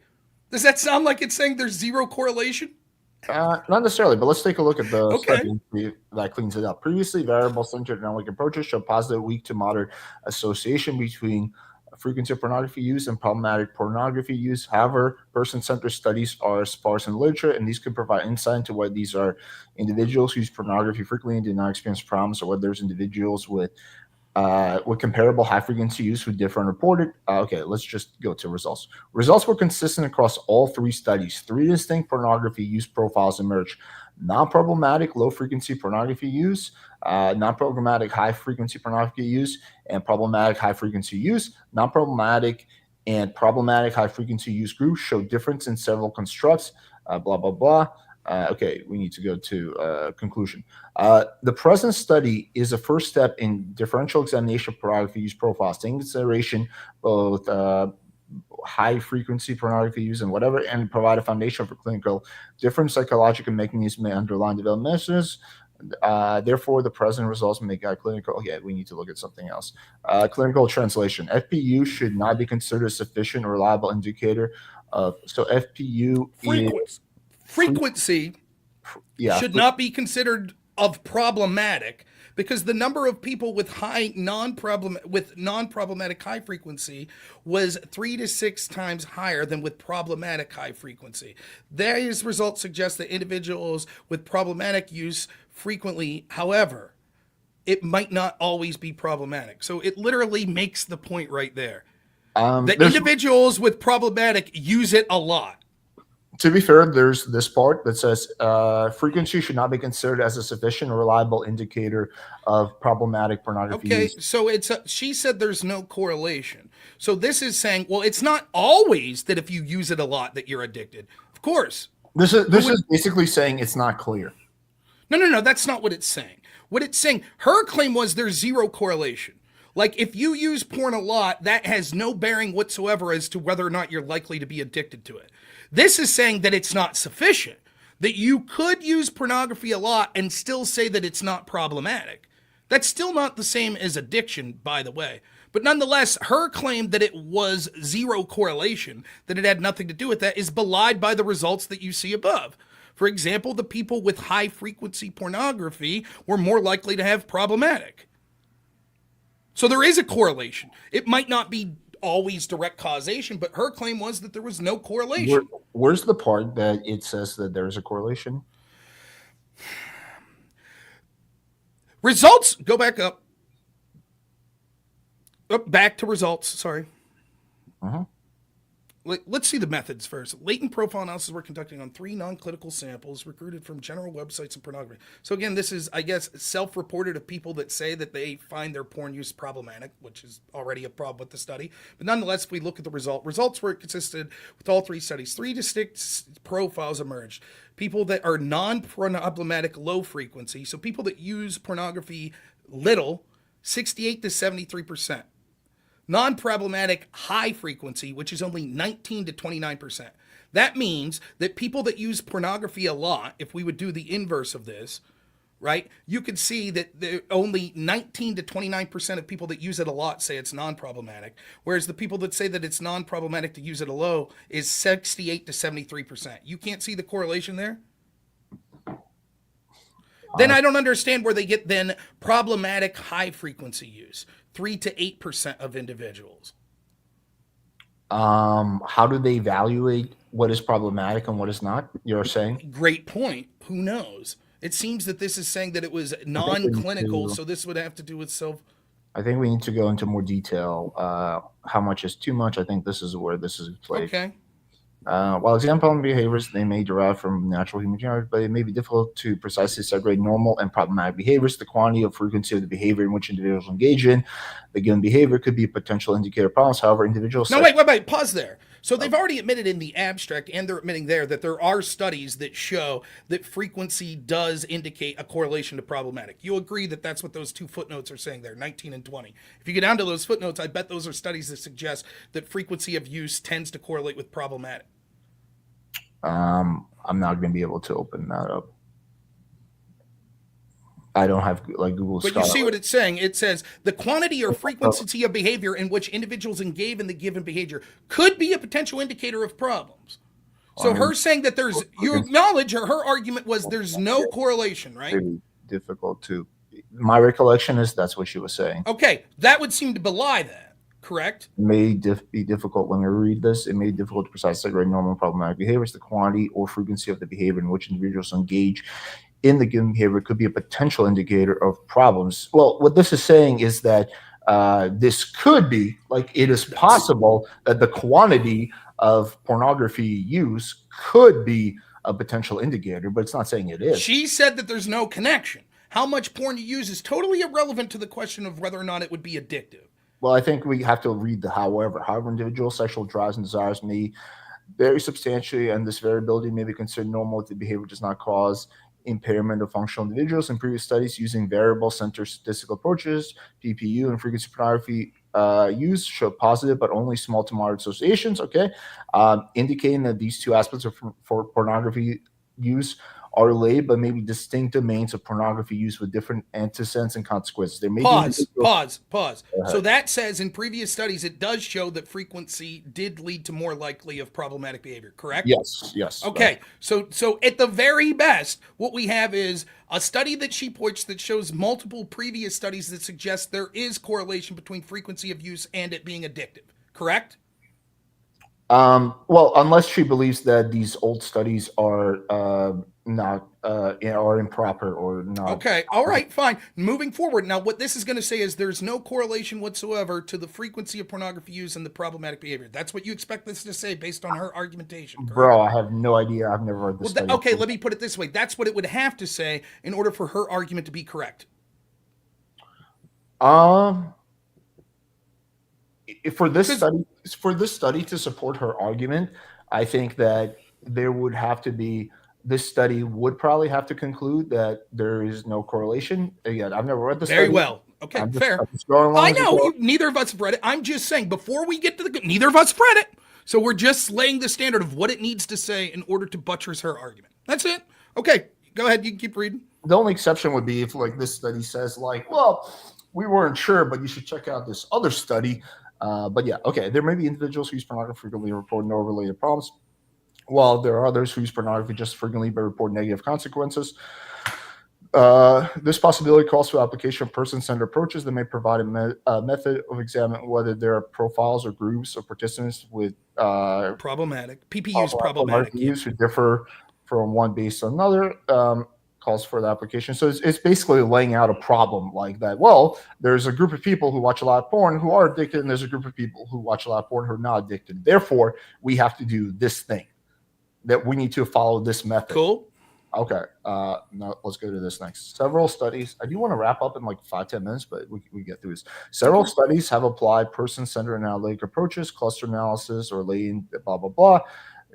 When pornography use in college students was examined, 2 distinct profiles were identified both in men and women based on pornography use motivations, frequent pornography use, pornography acceptance, sexual attitudes. In the case of men, permissive pornography explanation, 65% participants at sexual communion, dabbling pornography use, 35% profiles emerged, with the most notable difference on FPU, frequent pornography use, pornography acceptance, pornography, and sexual permission regarding women, non-permissive. Let's pause there because that's going to be important. So let's break down what this means. In the case of men, permissive pornography exploration. So what does that mean to you? To me, that seems to be suggesting people that are engaging in what they find permissible, self-reporting, this is permissible level of pornographic use. That's what you're interpreting that as? I think that it means that they don't have any shame around it. Okay, I would agree that's what I'm tending to think, though admittedly not understanding the technical jargon here. That's just the best, right? So people that didn't have shame about it was 65% of men, and sexual communion and dabbling pornography used. So, see, this doesn't make sense to me because those add up to 100%, right? 65 plus 35, yeah. Right. So it seems to be this is the only two possibilities. Isn't that what you're interpreting this as? Because of prison of exploration and sexual community and demographics, 35 have the most notable differences. Um, Seems like it. I don't know. So we have one group that's like sexual community and dabbling porno. So what it seems to suggest is the difference between these two groups. I guess one is saying there's more of a problem with porn than the other. The key differences are what's the differences that they say? Um, where is that? 65 permissive pornography explanation 65% and sexual communion and dabbling pornography use profiles emerge with the most notable differences. And what's the first difference that they say? Pornography acceptance. Frequency of pornography use. Frequency, yeah. Although I don't know if this is an order of like importance. I think that they screwed up. How so? Because I think that they mean the word non-permissive instead of, because when it goes to women, they use the word non-permissive. Oh, maybe not. Let's go. Regarding women, non-permissive pornography and sexual, oh, wait. Regarding women, non-permissive pornography abstinence, 88%, and instrumental integrated pornography use, right? So they're saying women also equals 100%. Non-permissive pornography abstinence. So that's people that don't engage. Honestly, to me, the study is just pretty confusing. And a separate study, pornography. But I'm not good at reading studies, so. I mean, I think that let's keep going, right? It seems to be suggesting that the difference between these groups, both of them, are based on frequency of pornography use. I believe, though, maybe what this study is saying is they disagree with the conclusions of those previous studies. Yes, that's the best I can come up with. So then we'll move on to the next. To date, only 2 studies have applied person-centered statistical approaches to community samples to identify pornography use profiles with similar theoretical considerations using problematic porn dimensions to extract use profiles. In the Valancourt Morrow, the following 3 pornography use studies were extracted. Recreational use, 75%. Highly distressed, you're scrolling a little too fast for me. Go ahead. Highly distressed non-compulsive is 13, and compulsive use. So the latter 2 groups we would consider addiction, probably. Highly distressed, non-compulsive. So people that feel that it's problematic, but it's not necessarily compulsive. And then compulsive use, 12%. That would be addiction. These 3 profiles of pornography use showed significant differences regarding gender in the context use, didactic versus solitarily, weekly pornography use, sexual compulsivity, sexual satisfaction, sexual avoidance, sexual dysfunction, like Bothanel. Also the problematic pornography use model to identify pornography use profiles based on the severity of PPU. 3 profiles emerged. Different levels of PPU, non-problematic, low risk, and high risk. These 3 profiles showed significant differences in terms of frequency of pornography use, time spent using pornography per occasion, and level of loneliness. In sum, 2 to 3 pornography use profiles have been identified based on different pornography use characteristics, severity of PPU or pornography. I think this is like also a key point. These 3 profiles showed significant differences in terms of frequency of use. Right. Okay. But this particular study, so what this is doing is, I think, viewing multiple studies. So it says, in some 2 to 3 pornography use profiles have been identified based on different pornography use characteristics, severity of PPU or pornographic acceptance, and or other potentially related constructs, sexual attitudes or religiosity. These profiles show different demographic, gender, and psychological characteristics. However, previous studies have not applied person-centered analysis to identify possible pornography use profiles by taking into consideration of frequency and problematic pornography use simultaneously as profile indicators. Previous studies suggested that there could exist individuals whose pornography use frequently and don't experience problems. At the same time, others who use pornography just as frequently may report experiencing negative consequences. So this isn't saying there's no correlation. It's just saying there could be exceptions. You could use pornography a lot and not self-report that it's problematic. Again, the problem is who defines what problematic is, so it still has to do with self-reporting. But this doesn't say there. It doesn't say there's no correlation. You're right. It does not definitively say there's no correlation. I think what this study is saying is that there's groups of people who watch a lot of porn and they're addicted, and there are people who don't watch much porn, they're not addicted. And so, but it's not saying like, okay, our conclusion is that there's no correlation. So I think it hints at it. But I don't even think we've got to this study. I think this study is going to be going down now. So they're saying this is why we did this study, right? Isn't that how you're reading this? This part? Where we've got so far. Now they're saying this is our investigation. The aims of this investigation. No. They talked about their investigation, like right here. 3 profiles emerged. No, that's talking about both and all's investigations. Footnote 22. Likewise, Boat and al. Also use. See, they're talking about that study. I'm just trying to be as fair as possible to Jasmine's study here, because so far we're just talking about other studies. So then, in previous studies, I think I understand. So they did their own type of analysis with their own methodology on previous studies, and that's correct. It seems to be they're suggesting there was possible conflicting data based on previous studies. So we did a study. We did a study analyzing other studies. Yeah.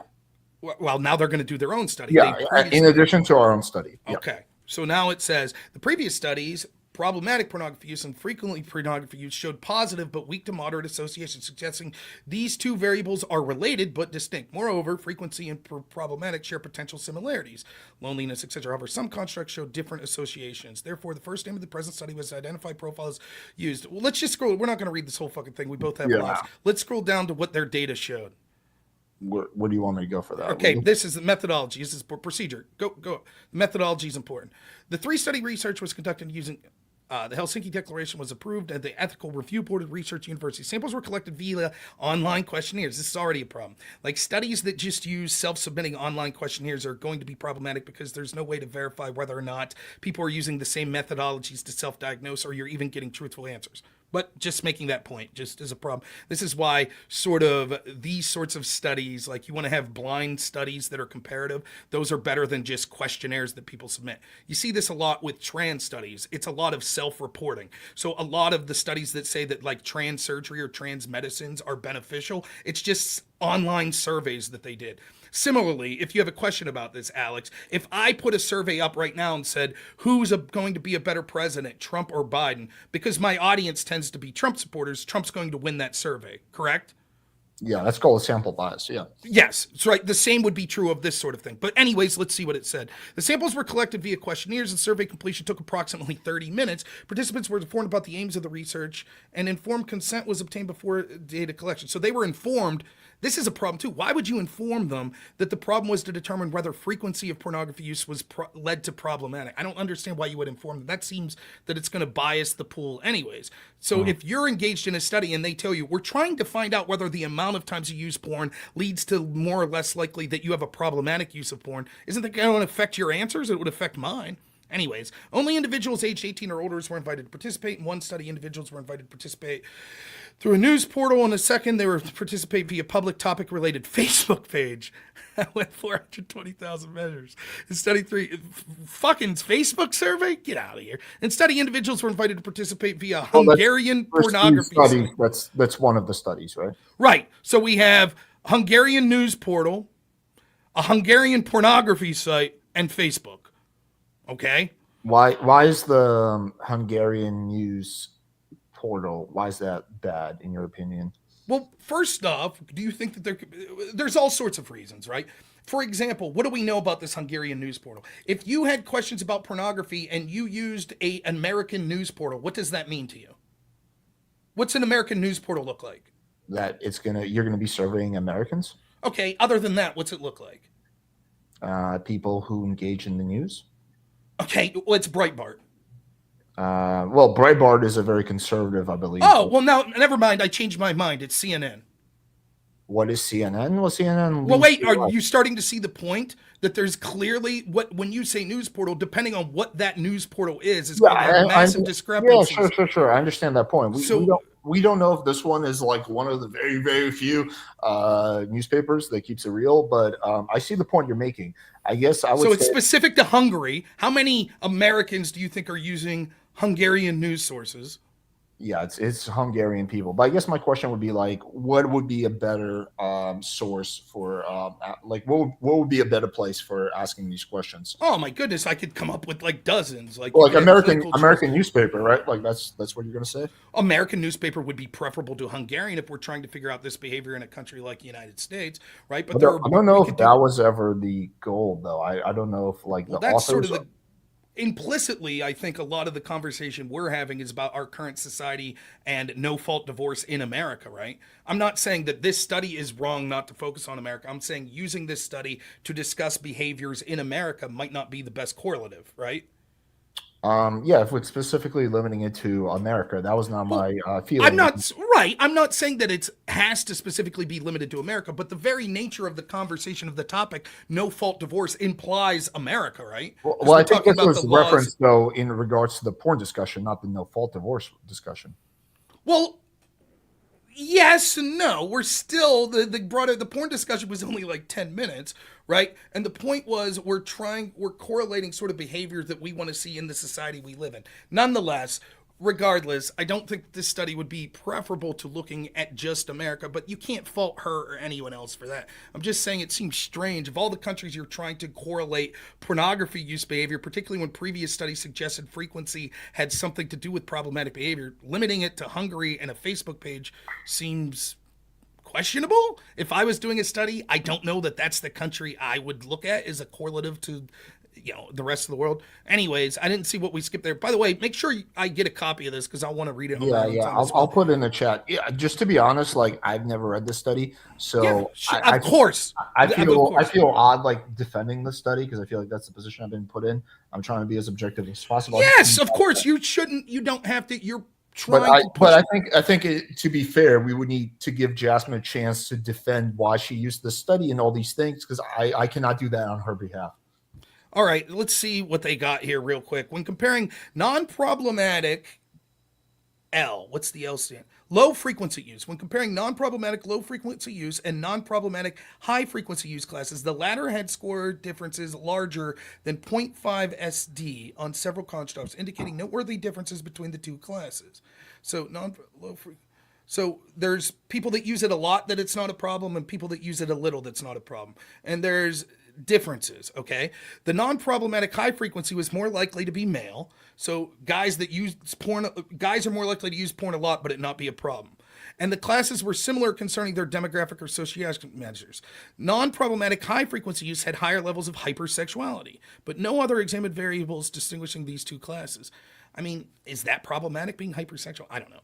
When comparing non-problematic high frequency and problematic high frequency, the latter had scored differences larger than 0.5 on two constructs, indicating notable differences. The problematic high frequency class felt more uncomfortable when answering pornography-related questions, and they had higher levels of hypersexuality. However, no other differences were observed between the two classes. So the only difference between people that use porn a lot, that it's a problem, people that use porn a lot, and it's not a problem, is the people that felt uncomfortable answering questions? I don't know, man. My brain is like basically dead. I think you can head out if you want. Send me the link. I'll go through it with my I already did. It's in the private chat. Let me in the Discord. I can send it to you in Discord. Just you meant the private and StreamYard. That's cool. You don't have to. Just let me. You don't mind if our private chat's shown on my screen? I don't want to. No, I don't think there's anything crazy there. Right? It's this Alex. I don't know if Jasmine's meant some of the stuff here. I'll just send it to you on Discord. It's not a problem. It's too late. I already. Okay. It's no problem. All right, so we'll let you go then. That's no problem. 1 second, and then oops, wrong. I'm fucking everything up here. Where are we at? There we go. All right. Well, hey, thanks for having me on.